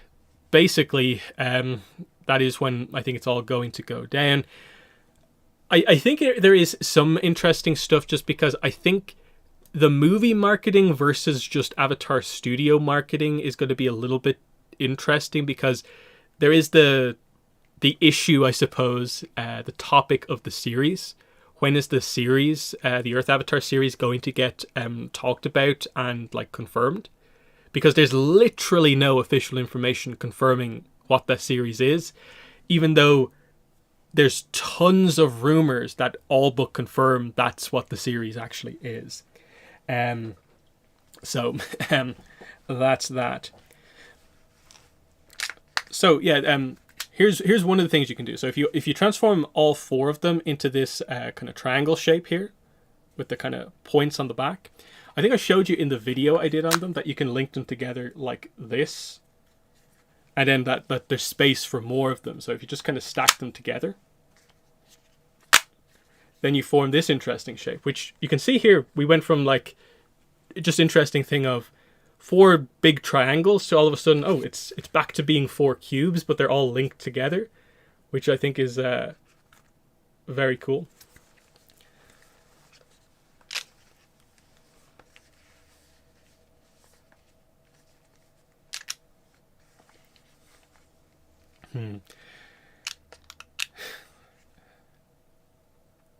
Yeah, the tweet about the Earth Avatar having a giant cat animal companion and being paraplegic. Yeah, what I saw, and again, not many people have actually kind of seen the kind of underlying information with this. But yeah, pretty big cat animal companion and missing a leg with a prosthetic replacement. And there's some interesting stuff. It's so tricky to kind of report on it when you do kind of get the kind of insider information, because you kind of can't really talk about it. But yeah, that's the kind of information that seems to basically confirm, like, okay, this is we are doing next Avatar. So it's interesting.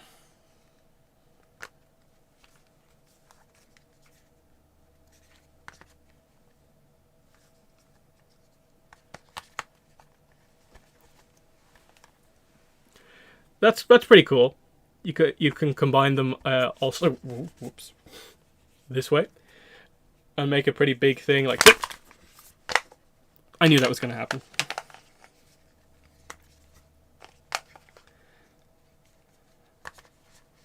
It starts to get very heavy when they're combined.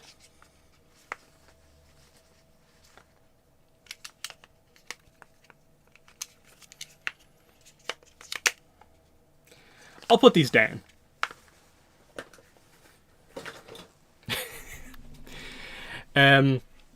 So yeah.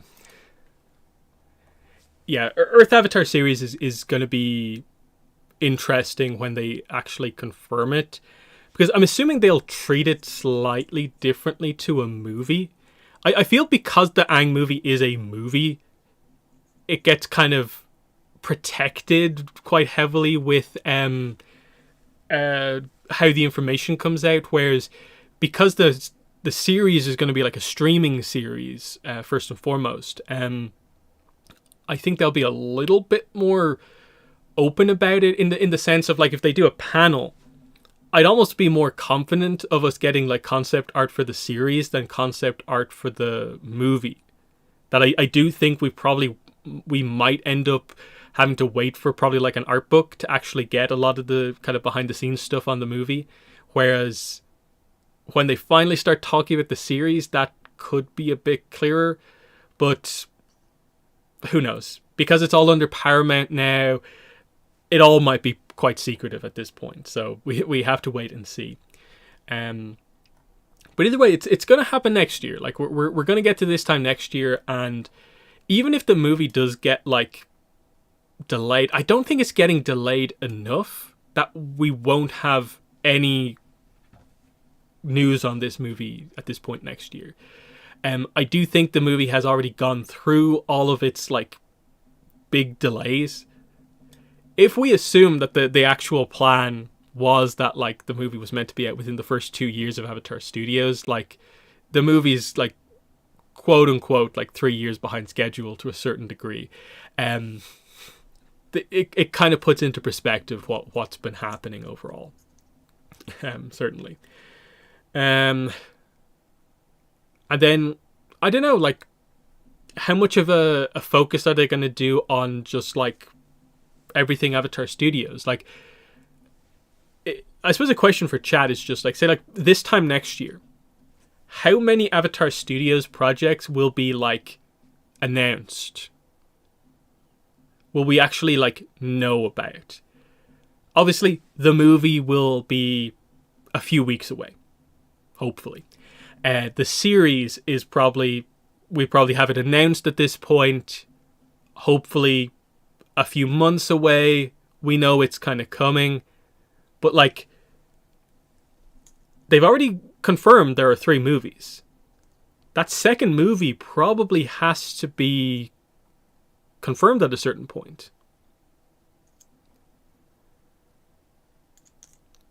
And especially if it is different, like if it's not a sequel to the Aang movie, Like there's a lot of that franchise stuff that they have to do, which I think is a lot of what I discussed in this video that I did a while ago, to sort of like just this sort of idea of like, what are we doing from a franchise point of view with this movie? Like, you have to launch well, it makes sense, but we also don't want to get stuck with the franchise just being Avatar ATLA at all times. So I think, like, is it confirmed or is it rumored that all the movies are in different eras? I don't even know. I think the idea is that they weren't all meant to be sequels to each other, so what's the plan there? Are we getting that Zuko movie? I don't know. Because I feel we suddenly get into a bit of a problem if the 3 movies are all ATLA, and then we have the series about the next Avatar, and we're not doing other stuff as well. So I think they have to announce some of this stuff and kind of make it clear what the plan is for the franchise, in terms of like, people are going to want like some sort of Kyoshi animated content. We're going to want stuff about past avatars. We're going to want a Korra project at some point, but is that a movie? Is it a spin-off series? Miniseries? Shorts? What are we doing? Do we maybe double down on like Korra in comics, so we're actually getting a lot more Korra comics? There's a lot of stuff that they do need to, I think, say what's actually happening here. Like, is there a big Avatar Studios plan to have everything kind of interlinking, kind of flowing into each other? Or is it still just a little bit random? We don't really know.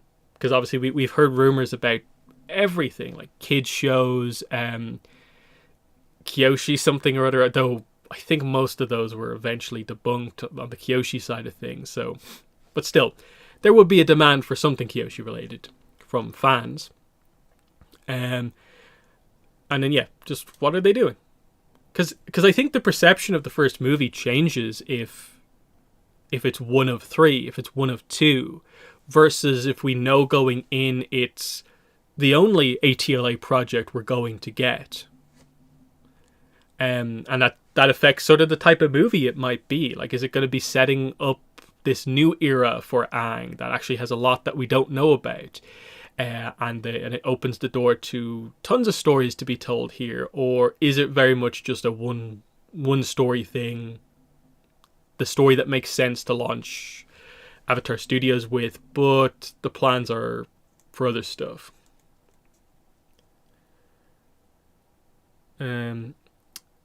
Yep, that I suppose is a bit of a problem as well for a Korra movie, maybe. So, yeah,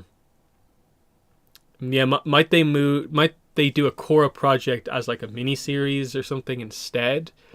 That'd be interesting. I suppose a lot depends on how much support for like all things Avatar they have. I think the movie is very clearly a wait, what am I saying? The AAA video game was obviously a sign, a relatively recent sign that, okay, they're still all in on Avatar despite whatever's happened in the last few years. But are they going to allow them to do whatever in the animation? We just don't know. So yeah, it'll be interesting to see what they do with the movie. It's frustrating that we still can't really talk about much. Like, there's so little to speculate on because we know so little about what's actually kind of happening here. Like, I suppose there is this whole situation here of like, hey, who do we actually think is going to be playing Zuko in the movie? That this is still like an open kind of discussion point. Is Dante coming back? Is it actually going to be Steven Yeun? Is this a valid connection or just one we're making up because we know he's involved in some way? Or what? I don't know.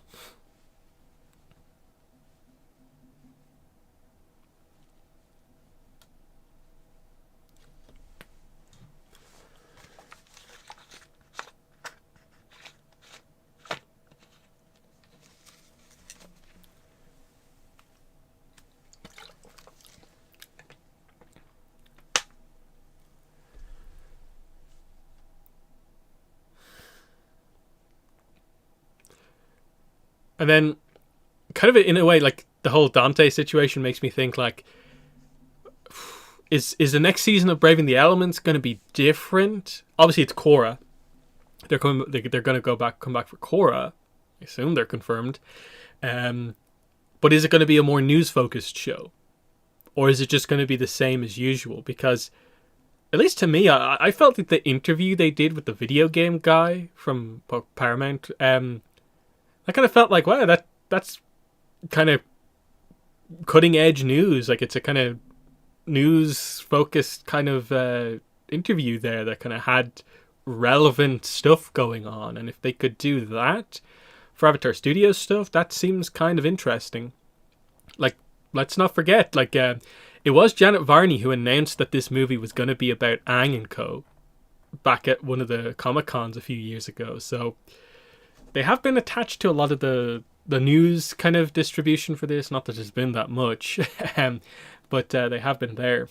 So I hope they do that and use that correctly, at least for the big pieces of news, to make it clear that that's what's going on. But again, how long is that going to take? I don't think there's any news currently about when the podcast is actually coming back. So we'll see what happens there. I think I'm a bit more interested in the next season to see them talk about Korra than Avatar. Just because, like,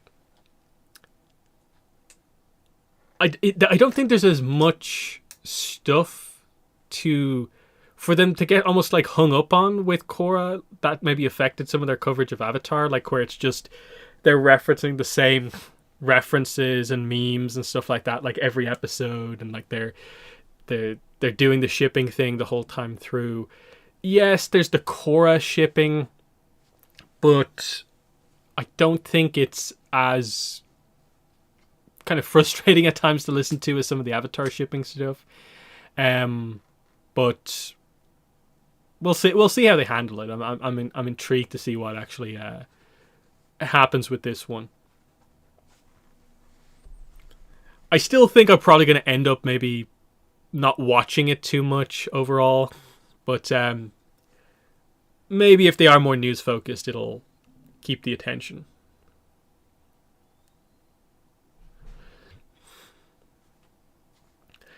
Yeah, that is the interesting thing, is because like Korrasami like isn't really a thing in like season 1 and 2. Like unless you're going to bring in like turf wars and the kind of flashback to like their first meeting and really go into it like immediately, you have to like kind of acknowledge that, like, yeah, the Korra and Asami didn't interact that much in the first 2 seasons, especially. And just to see how they discuss it as well, I think it would kind of be interesting.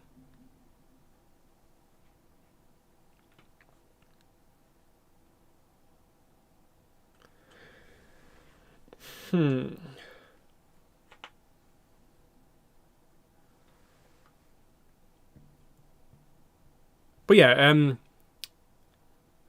smaller seasons as well. So like, I don't know how they're going to work the seasons for this one as well, because they don't have 20 episodes. They're going to have 12 for season 1. So are they just going to have like a ton of extra interviews or what? I don't know. I usually treat it as like the analysis on the podcast is never like the greatest. It's more of just a sort of like, like I've always said, like I think that podcast is more there for more casual fans of Avatar, rather than hardcore fans, just because they don't go deep enough on a lot of stuff overall. And I think you can sort of tell that with some of the episodes where they have fans on. You can tell they cut off a lot of the discussions like very quickly.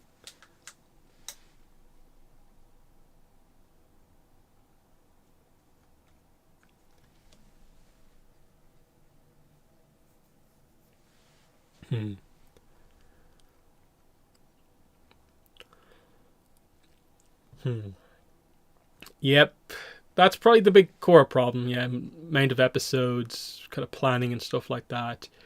That is probably going to be the big thing with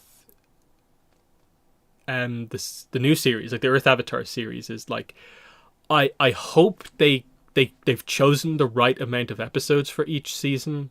I hope they know how many seasons the story they want to tell is, and that they're not limited initially in some way for what's actually happening.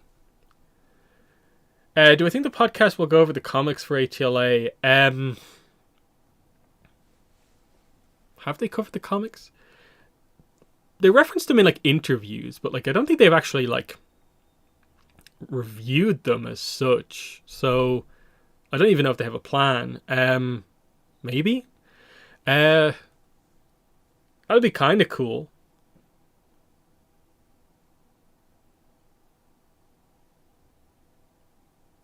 And then yeah, they're on a streaming platform, so they don't have to stick to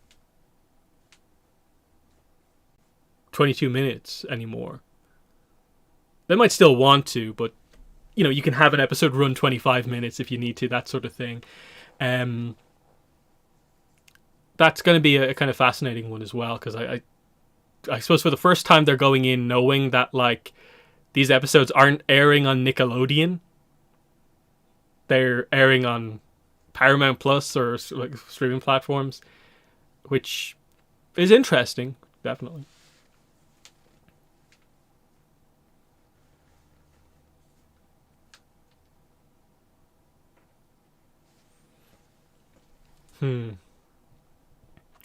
Because I don't know, like how many episodes do we want the seasons of the new series to be?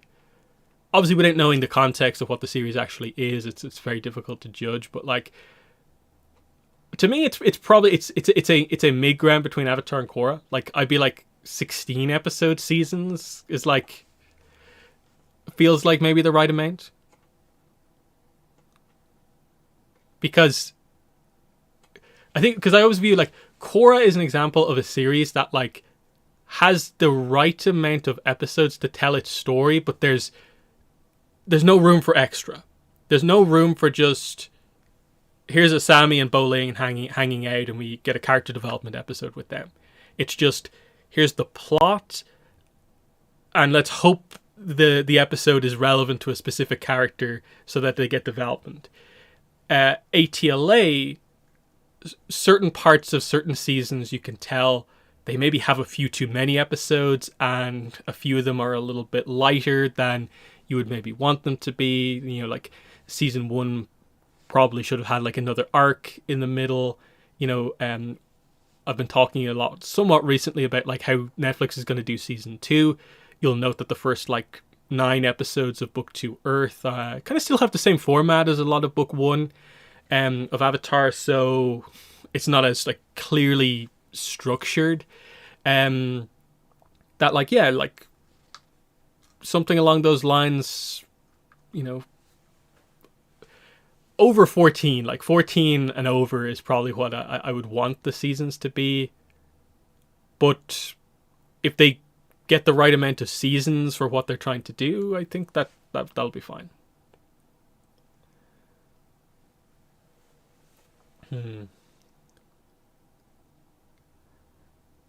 Yeah. Remembrances, yes. That'd be an interesting episode to see them cover it on the podcast, just to see like if they go into the reason why the episode is the way it is, or do they just treat it as just like a weird episode.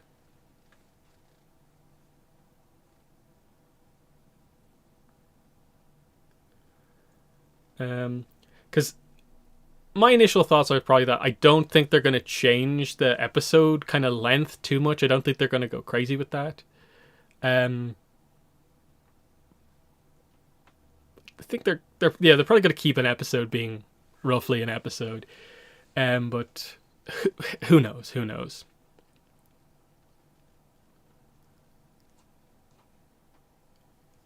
Like I trust the deal with Paramount and how it's working. Like Mike and Brian have have the power to kind of choose like what's good for the show, and they're not like going to be like super heavily restricted, hopefully. hmm.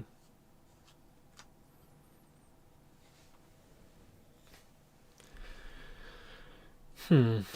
Yeah, Remembrance it's not like a bad episode. It's just compared to any other episode of Korra, you can tell it's not quite there. They try, but there's only so much they can do. And it's just unfortunate that, yeah, it's at a very important point in the season, and it's not really the episode that's needed, because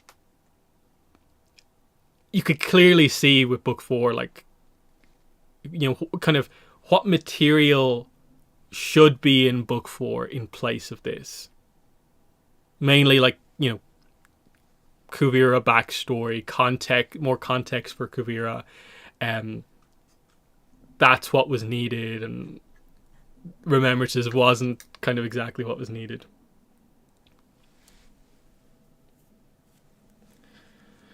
Hmm.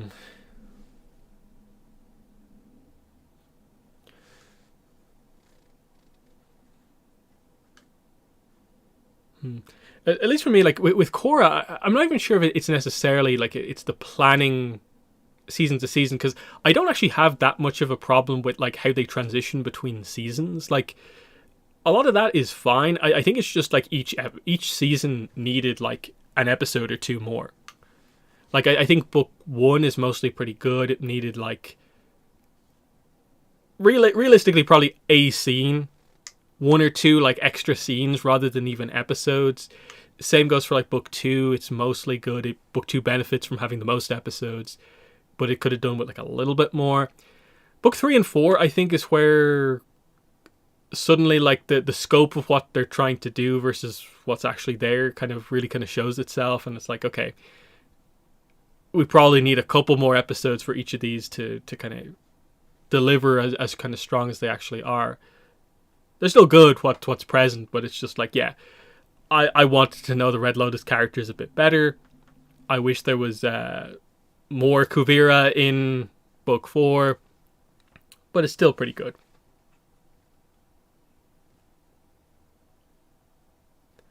This is where like Korra comics I think could have benefited if they'd kind of continued a bit more.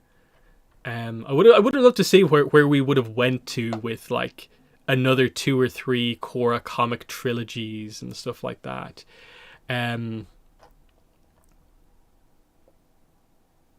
suppose there's still potential. Like, given that the Avatar one-shots are doing stuff like this, the Mako comic is covering pretty interesting stuff overall. I'm hopeful that the one-shots for Korra can do some interesting things. Like, I want an Asami one-shot for sure. I don't know, Janora maybe is the other one. We'll see what they do.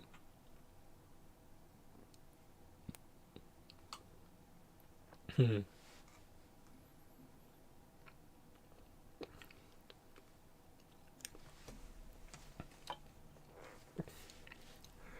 Hmm.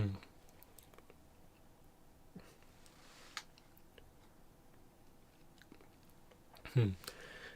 Yeah. But book 1 I think is so heavily undervalued by the fandom. But book 1 Air from Korra obviously is.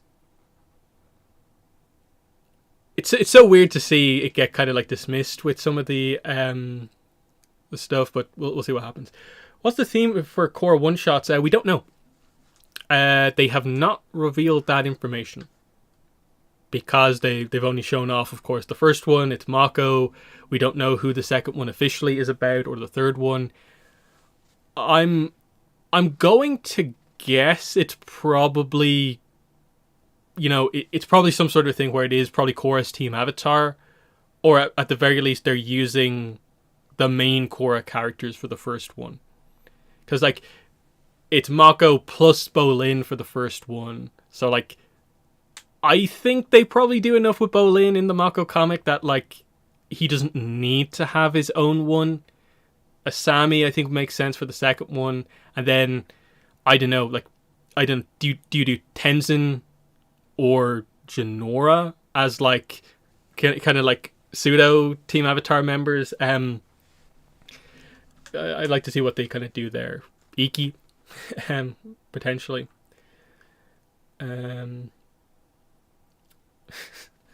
Yeah, everyone goes to a mystery island.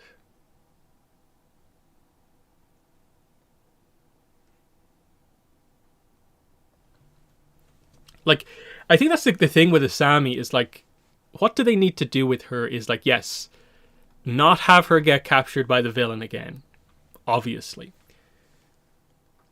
And it's like, do you just do like a business focused arc with her, just kind of showing the future of future industries to a certain degree, playing into that with some more development on the relationship from kind of her side of things. It's interesting to see what exactly they do, and then like, given what the Mako comic does in terms of like it's a touching on the stuff with their parents, do they do the same with Asami and like touch on like tragic backstories as being a theme, and so we address some of the context surrounding what happened to Yasuko? That could be interesting, though a little bit repetitive maybe if they do that kind of back to back. Depends how they do it and what the context is, obviously, but just I think anything with just Asami doing Asami things is pretty important.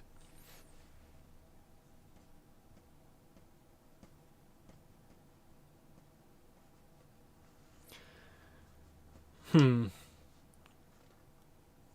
so it's like, yeah, the business angle could be interesting. Like, I think it would be kind of fun if they did some sort of thing where like she just like she has like lots of dealings with like Cabbage Corp or something. So like they move away from the Wonyoung Kum stuff, like the obvious business stuff that we kind of know about, and we actually address some of the other companies in the city, and you allow the focus on like, hey, here's actually like Cabbage Corp properly in the story doing stuff from a business point of view. That could be somewhat interesting. And it speaks to, in a way, kind of part of the problem with Asami is that there's she's a little bit maybe overly attached to a lot of the stuff that happens with her parents, where it's just like the business side of things is that not just the kind of Hiroshi stuff, and then the kind of tragic backstory with her mother. So, and then it's like, is it just a relationship with Korra?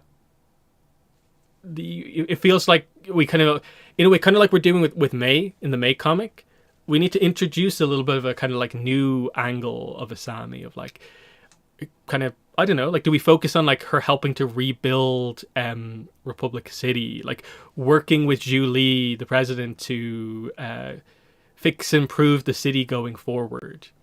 That could be kind of interesting.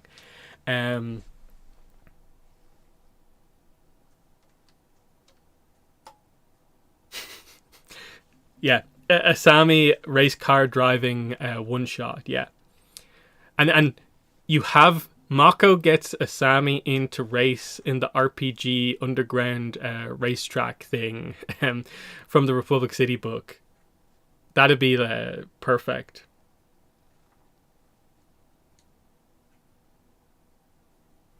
That's actually probably maybe one of the things I kind of like is probably like, yeah, actually like show Asami and Mako interacting as friends now. That could be another way to get a little bit more Mako as well as Asami, and just kind of follow up on some of that stuff.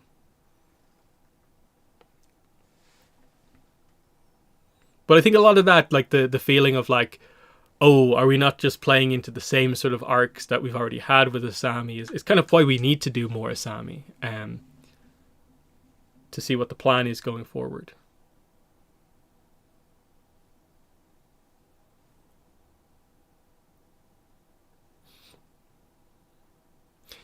Yeah, something like that, or like Asami gets back into pro bending, like she watches a tournament, or she like is involved in organizing a tournament, and we get to kind of focus on that side of things, like the the new Fire Ferrets, or like there's the new team sponsored by Future Industries, and you could do maybe a sports style story of like stuff going on there. Who knows?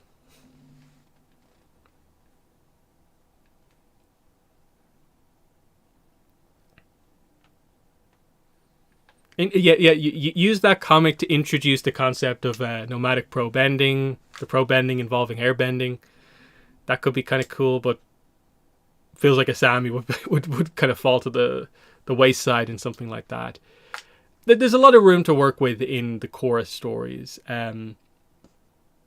because obviously a lot of people would go for like villains, stories involving the villains. I think like something with like almost any of them would kind of be cool, where like there's definitely a partial story with Noatok, post leaving his family before reappearing as a Mon, like the kind of transition point, like how did he meet Hiroshi? That is an interesting story, how he developed some of those kind of techniques, developed the story of everything. That could be interesting. Unalaq, there's some interesting stuff with him in terms of like, say like the first time he met Fatu, focused on the Red Lotus aspect of how Unalaq came to join the Red Lotus. For book 3, the Red Lotus, I think everyone wants to know all of their backstories. Like, what is the whole Pali warlord situation? Where does Gazan come from? What's the whole situation with like his sister, who's kind of important to him, and all this stuff. Minghua as well. Like there's all of that stuff. Zhaibao as well would relate to Red Lotus.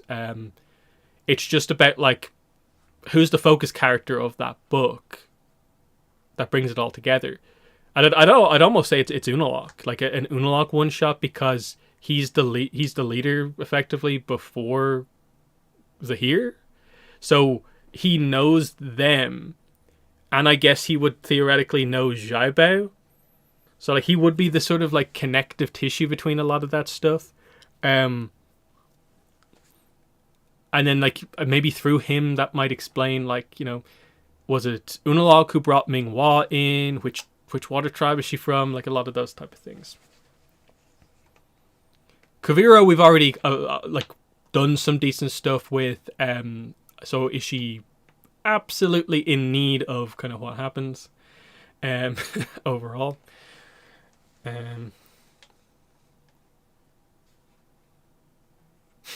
Gazan and Minghua.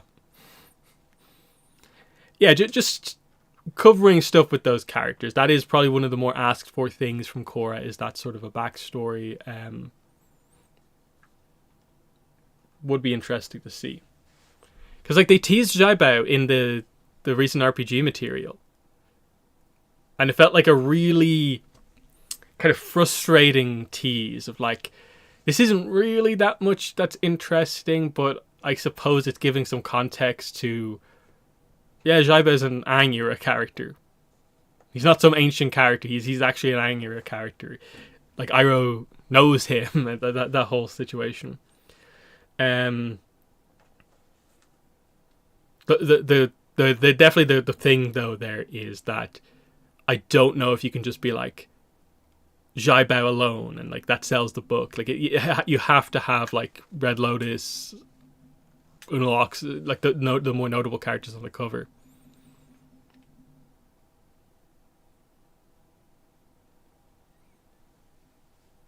And then I don't know, just in general for publishing,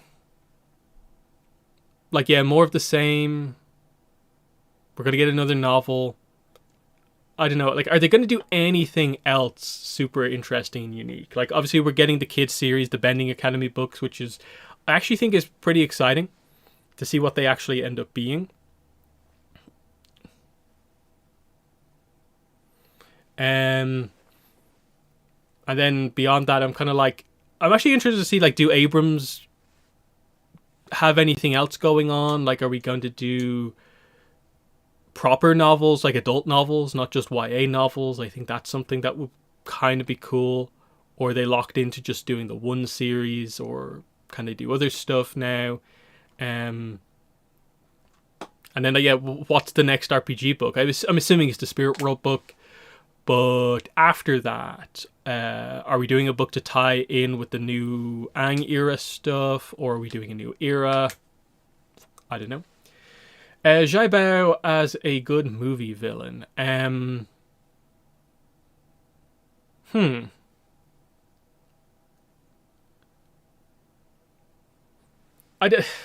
know. It's one of those ones where I don't think so, just because I think the context behind him seems to more be that, like, it's more White Lotus drama that kind of happens in the background with occasional incidents that kind of relate to it, but that does mostly seem to be kept to internal White Lotus stuff ultimately. Yeah, new books. People seem to want new books.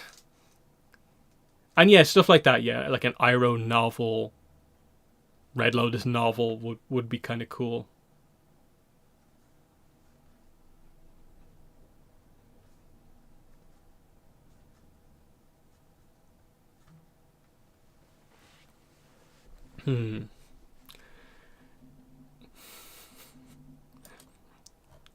Yeah, like because like are we sort of implying there like Dave Bautista as Shashibo?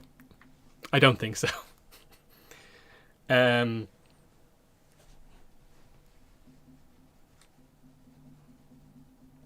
New villain, the likes of which we've never seen before.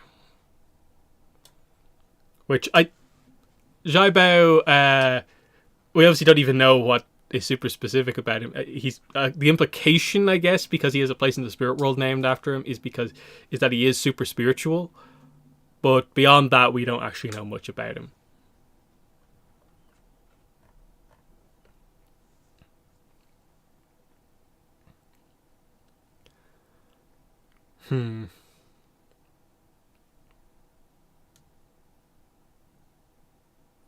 Like, you also want to avoid kind of like typecasting Dave Bautista as like it has to be some sort of a like big brute like character, when we know he is capable of doing more as an actor. So I don't know.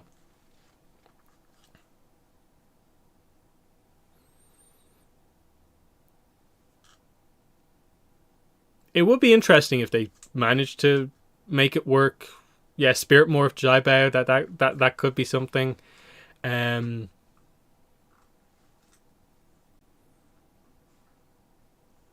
Could be the setup. But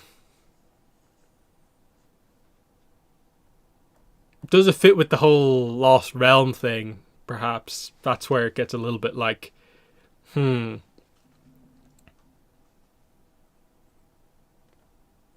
And then again, are they trying to be super kind of referential, connect into everything, or is this meant to be more of a one-off movie, where like the concept sort of is completely like new to the movie? That's probably my guess, is that like a lot of stuff surrounding whatever this is really not really something we can predict necessarily, but we'll see.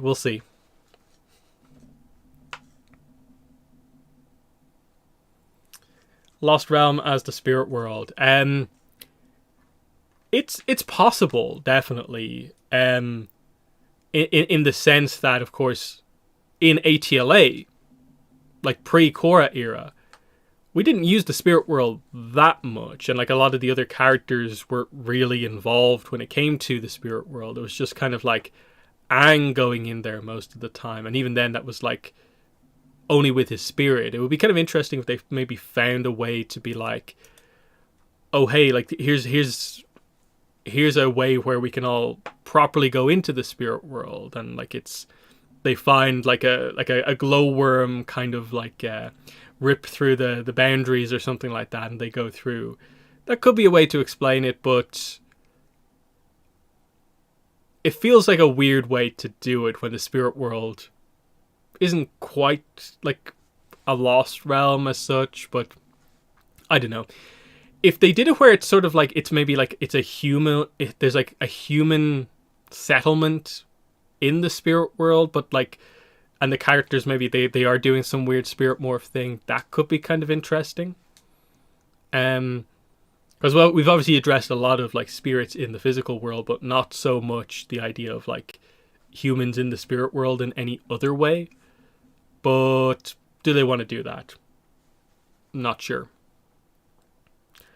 I don't know. And then like the other thing with this is that like I think they probably at this point, I don't know if they maybe care about this too much. They probably want to avoid it being a mysterious island. I just think it's probably been a little bit too overused. Even they probably are aware of that, even if it's mostly people reading all the comics, all the novels who maybe feel that way. They probably want to avoid it being it's a mysterious island somewhere. So how do you actually create a place that's still in the physical world that's lost? And you probably have to think about it in a different way instead of out in the middle of the ocean, very high up, very low down, underground kind of mysterious location. I don't think we have the capacity to really do like kind of full like Zelda Sky Island thing. I don't think that quite fits Avatar. So yeah, I don't know, underground city. One of the other ones, like, you know, Bossing Say used to be an underground city. What if we do there's another one somewhere else? That's kind of one thing to do.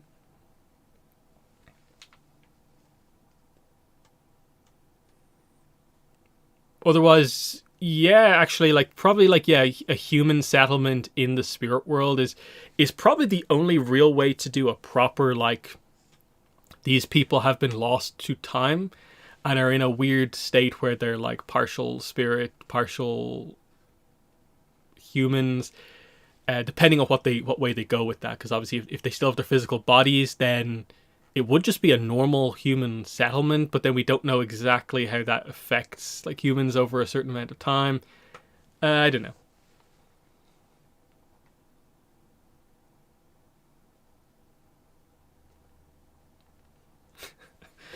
Barbarians. I don't know.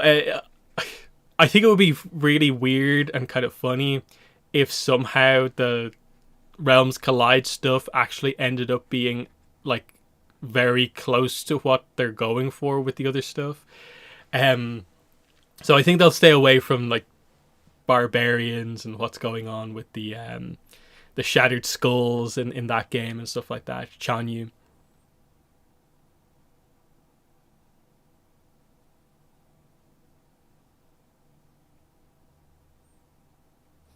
That would be kind of crazy if they actually just suddenly reveal Dave Bautista is playing a character called Chanyu. And we've known about this the whole time. There's no way that's actually the case, but, you know.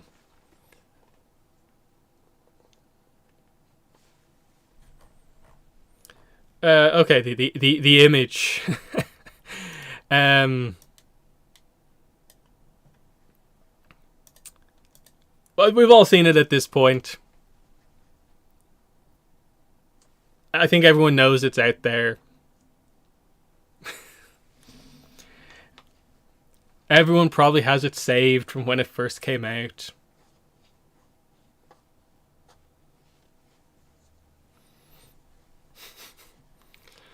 I suppose that like a question with the image actually is, this is from like what, February, March 2023. CinemaCon that year. How much do we think they've changed the design since this?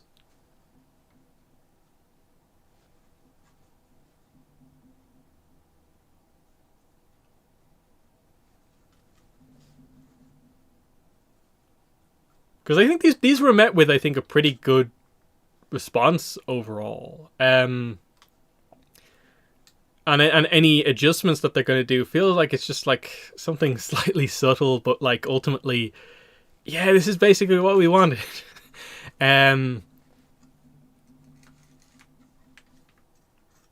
Obviously, like where's Suki? Like, that's probably the big question kind of coming out of it, is just, yeah. Where's our other Team Avatar member? But hopefully they sort that out, or whatever they're going to do. I hope they manage to plan it all out in the right way.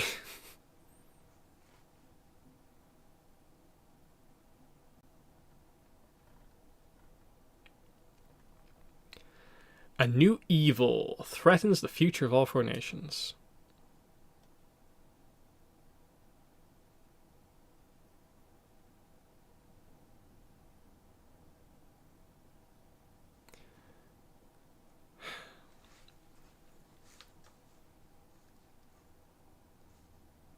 This is the thing with this, is just like, what can threaten the future of all four nations?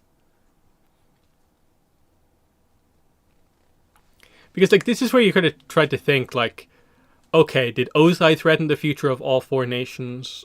I suppose technically, by if he took out the Earth Kingdom, there really wouldn't be much left, and effectively the Fire Nation would have completely won. Makes sense. Did Amon threaten the future of all four nations? Not quite.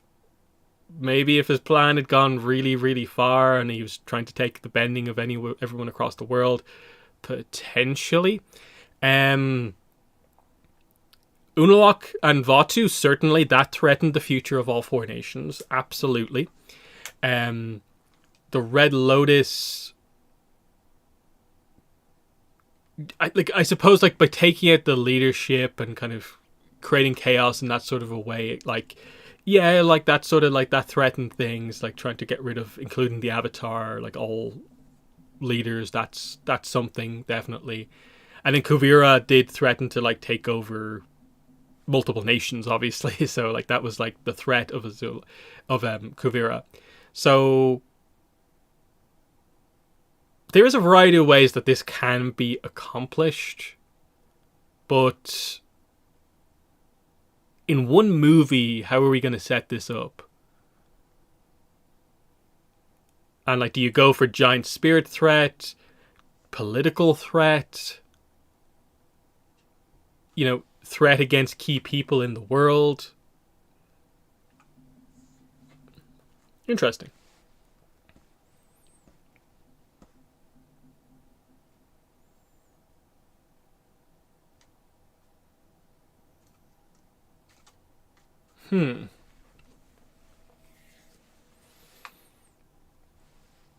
How do you do that?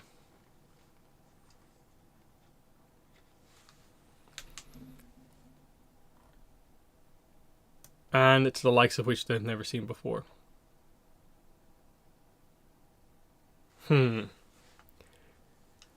Like, I suppose lots of spirits coming into the physical world all of a sudden would be a threat to the nations, but that seems like a sort of, like, feels like you're bringing forward, like, one of, like, Korra's kind of issues into Aang's era a little bit too soon. But if you do it in the right way, it could be interesting. If it is, like, spirit morphed characters, or, like, humans interacting with kind of spiritual affairs in an interesting way. Not really sure. Can you get away with this just being a special form of bending again? Kind of like doing a bit of a, Yukon family type thing, where this is a group of people who have a special ability. And that makes them particularly notable. And you threaten them with sort of the Yang Chen books with combustion bending, and, like, what the effect that could theoretically have. I don't know.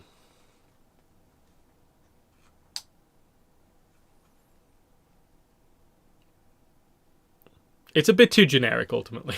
The description here.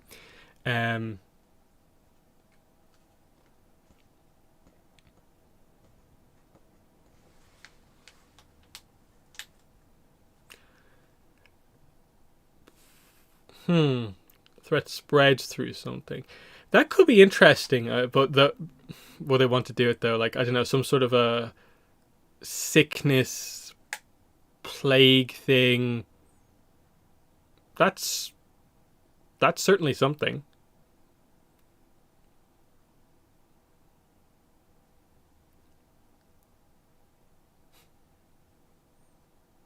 Like, I don't know, like the return of Glowworm. He's kind of got that kind of plague infecting things kind of going on. That could be kind of interesting, to have a bit of a connection.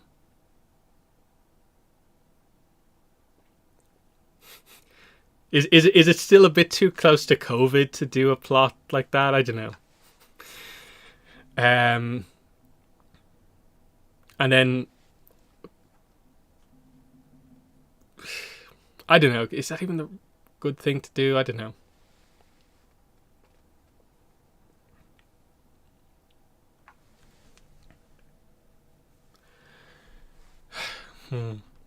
Like, I don't know. Like, I think they could potentially do something interesting where, like, what if there was some sort of a sickness, an illness that could, like, it sort of like weakens people's bending, or it takes it away, but then you're getting too much into the Amon thing of like the difference between a sickness causing it versus a kind of quote unquote technique taking people's bending away.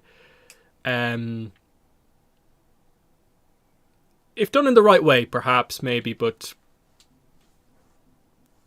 that's the interesting point. Because, like, they could very much use this movie to introduce, like, something, like, inherently completely new that we've never, ever considered in Avatar before.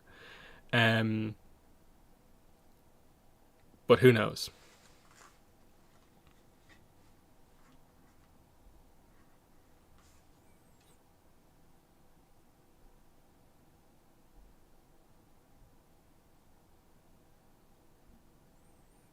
Uncontrollable bending. Maybe, but I think it's hard to link that up with this when, like, they faced a combustion bender before, um, and stuff like that. They have encountered stuff like that before. At this point, like, they've met a lava bender, that sort of stuff. New evil, like tech. I don't know if you can go too far down the tech path at this point, because it's that really only comes into play during Korra. Um, so I think we probably are leaning more into lost to time, something that was devastating in the past that's returned. Because this kind of brings up the idea of, like, Stephen Ewan. If he is back to play Juan, that would maybe suggest we're talking about something from 10,000 years ago. But it's not confirmed if he is or isn't coming back to play Juan. So, like, this is hard to speculate on.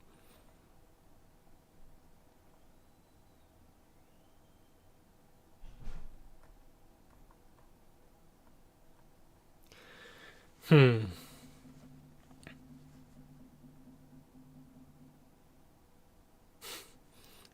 I'm trying to think, like, is the video game a clue? Like, if the video game is an example of sort of like a natural disaster that happens that causes something, what if maybe this is a group capable of, like, benders causing natural disasters? That could be a way to threaten the Four Nations, of, like, the kind of reverse plot of the game. Um, but who knows? What kind of characters is Batista usually cast as? Um, like the stereotypical thing from a few years ago with him is probably the idea of, like, he's in it. He, at least a few years ago, primarily known as a, like, wrestler, kind of WWE. So that kind of is how he became, like, Drax in the Marvel movies, and those sort of equivalent roles where he plays the kind of uh, strong, kind of powerful villain character, but I think he's become much more of a kind of serious actor in some of his more recent roles, and so um, he's kind of getting out of that kind of, I suppose, typecasting as just like, you know, playing the kind of like almost wrestler character. So especially as like a main villain, I don't think you can just do big muscle man as your villain. I think you have to do something uh, a little bit more kind of particular. Um,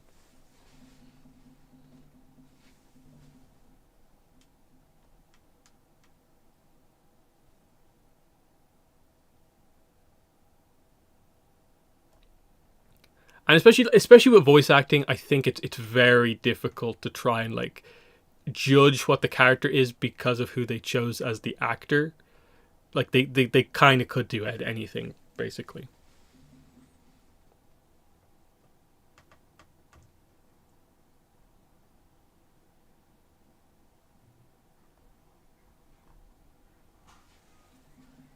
Hmm.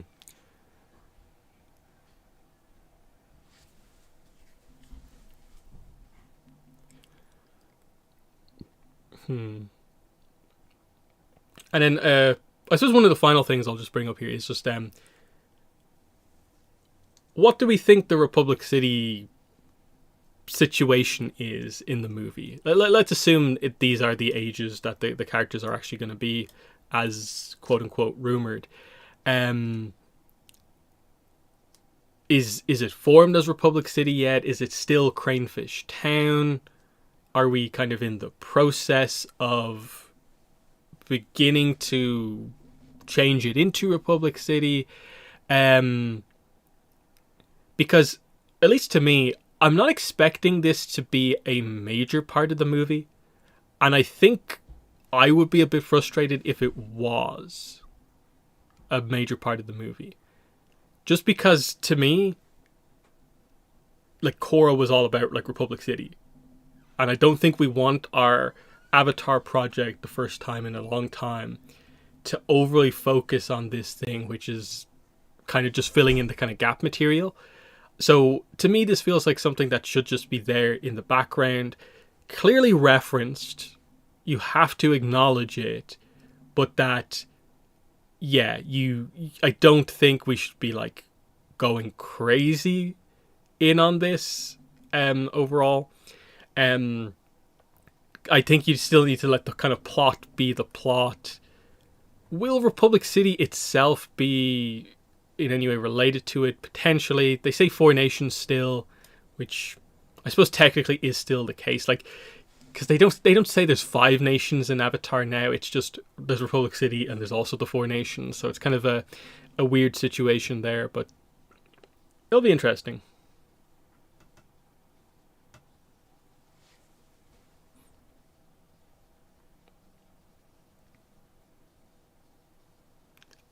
Like, yeah, I think for me, like the Republic City stuff is going to be like, we'll see it at the start, we'll see it at like the end of the movie, but the core of the movie is dealing with like the Lost Realm, Hidden Kingdom type stuff.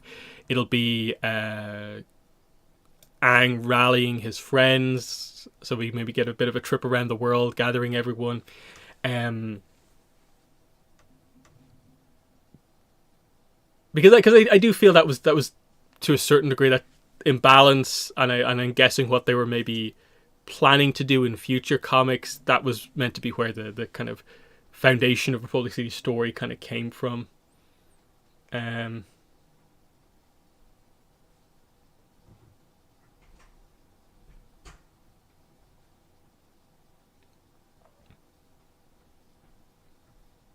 the basic point to me with Republic City is that like we want to see new stuff in the new content, not just the old stuff like slightly recontextualized. Like we know the gang formed Republic City. We'll probably see bits and pieces, something significant in relation to like progress towards or something significant happening with the city. But if we're spending a lot of time in the movie on Republic City, I think that's kind of the wrong move unless we know we're getting a lot more Avatar content under Avatar Studios.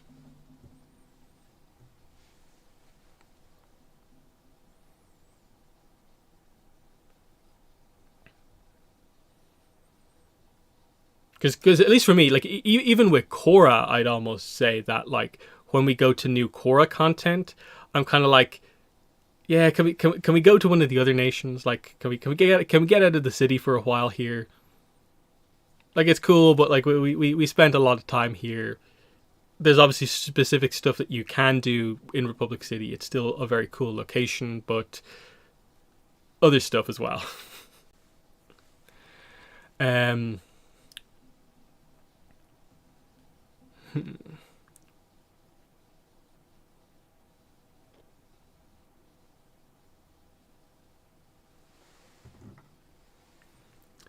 Yeah, Katara outlined bloodbending.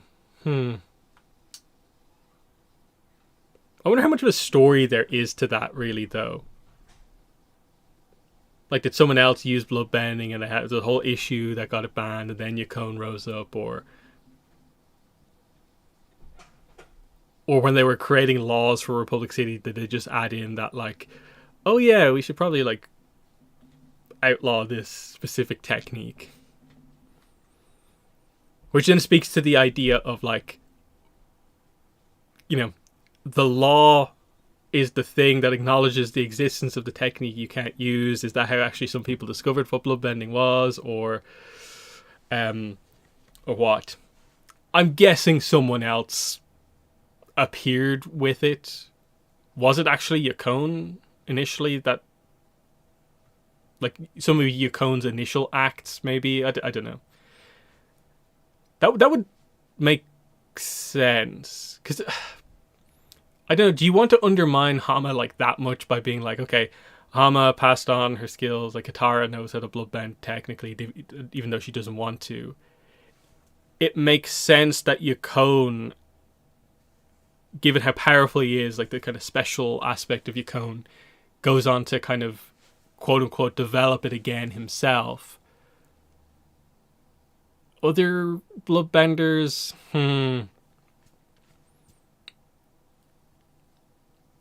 it's an interesting one in terms of like where that information came from.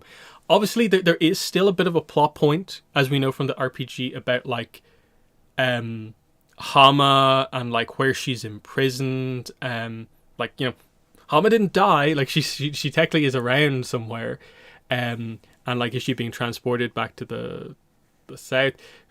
I'm remembering that correctly. I'm not confusing that with Tagaka being imprisoned from the initial RPG stuff. There's definitely something somewhere in the core book, I think, that references Hama and her transportation and the idea of, should she be imprisoned in the Fire Nation or in the Water Tribes? I believe that's a thing. Yeah, I think it's one of the plot hooks, I think. So other people kind of coming across Hama, that news about why this prisoner is being transported, like getting the word out there. Yeah, I think there's room for the knowledge of bloodbending to spread in that way. And then if you just have a powerful waterbender, and they, the moon's always going to come around every so often, so you can see how people start to kind of plan these things out.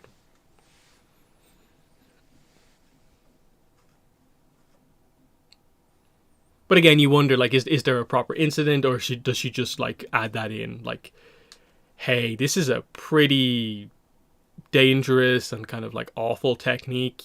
This needs to be just noted as like, no, it's a forbidden technique.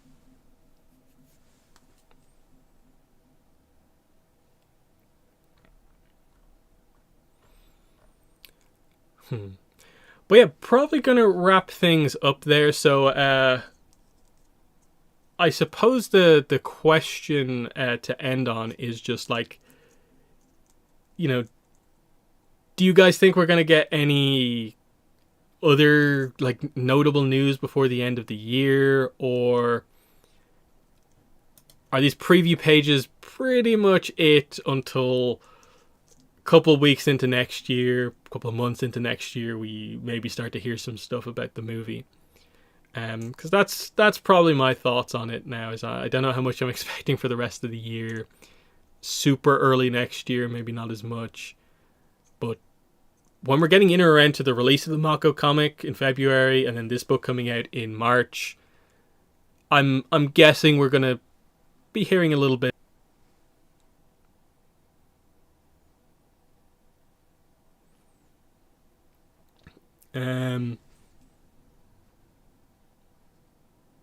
What else? Like there's some video game stuff. Obviously, we need to hear about the fighting game, which I think the fact that we haven't heard anything about that game and they didn't really talk about it much is probably not a good sign. It'll probably be okay just because it's a more limited in scope game, but I don't know how strongly I feel about it ultimately. But yeah, I think that's kind of where we are with publishing. Book 2 soundtrack, yeah, I'm guessing they have to do that. The Realms Collide game, at this point, I don't think it's coming out this year, so it's going to be early next year. It'll be fun. We can talk about it when it actually comes out. I don't think there's a lot to talk about that's like particularly interesting about it, talking about it as like an upcoming release, until they actually, I think, start to have proper news about it as it's coming out and new stuff's being added.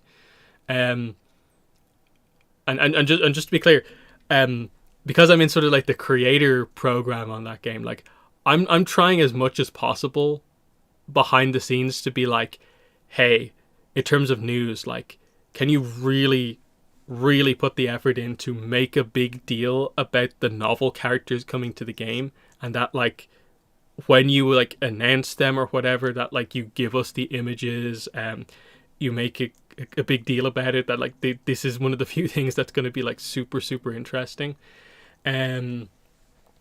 Awakening of Roku description. I think this is where we get into the thing of like, because it's now delayed to October, and if that doesn't get reverted back to July, we might be a little bit kind of like off kind of a usual schedule with the novel if the release date delay holds. So we might be waiting a little bit longer on that, because it's now like it's actually a pretty heavy delay for the book. So the cover might be a bit behind where it was before. Same goes for kind of pretty much everything about it, which actually is a bit frustrating now that I think about it, because that book, if it actually does come out in October and we're maybe getting bigger stuff, like, am I going to be able to do as much coverage on that? There'll probably still be the time just about, but interesting.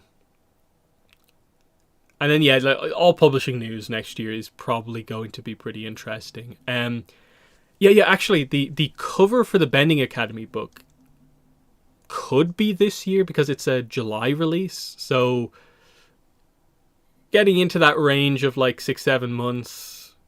You know, the book that's also out in the same day, the How to Draw book, has its cover, yet this one doesn't. So at some point in the next couple of weeks, we'll have that. So that'll be fun to see what the art is.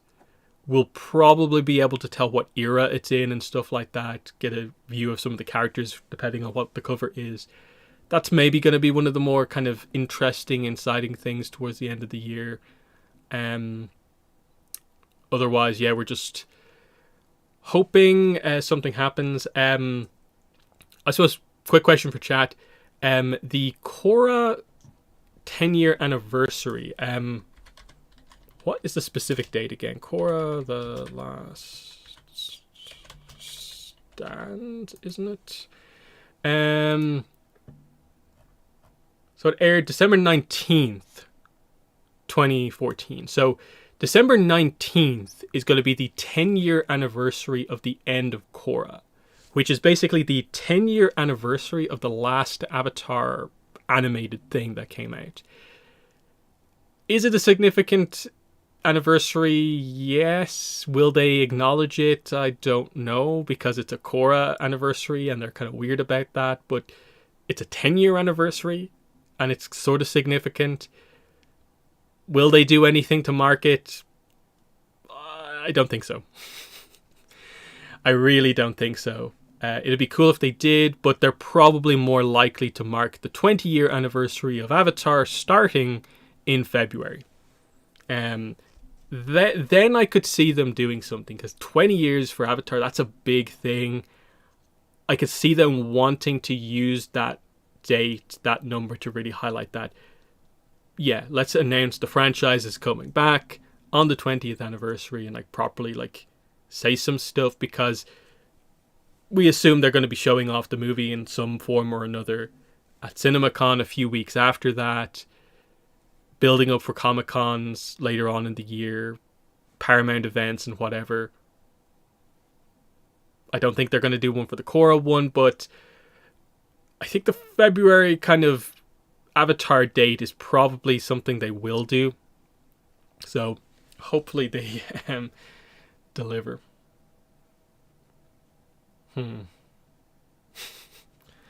Oh yeah, patterns in time. Yeah, the anniversary thing that wasn't really an anniversary thing. Yeah.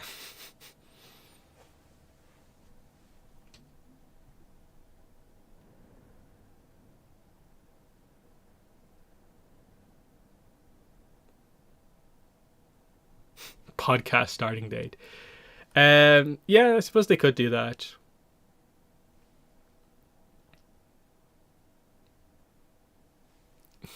Anything else they could do?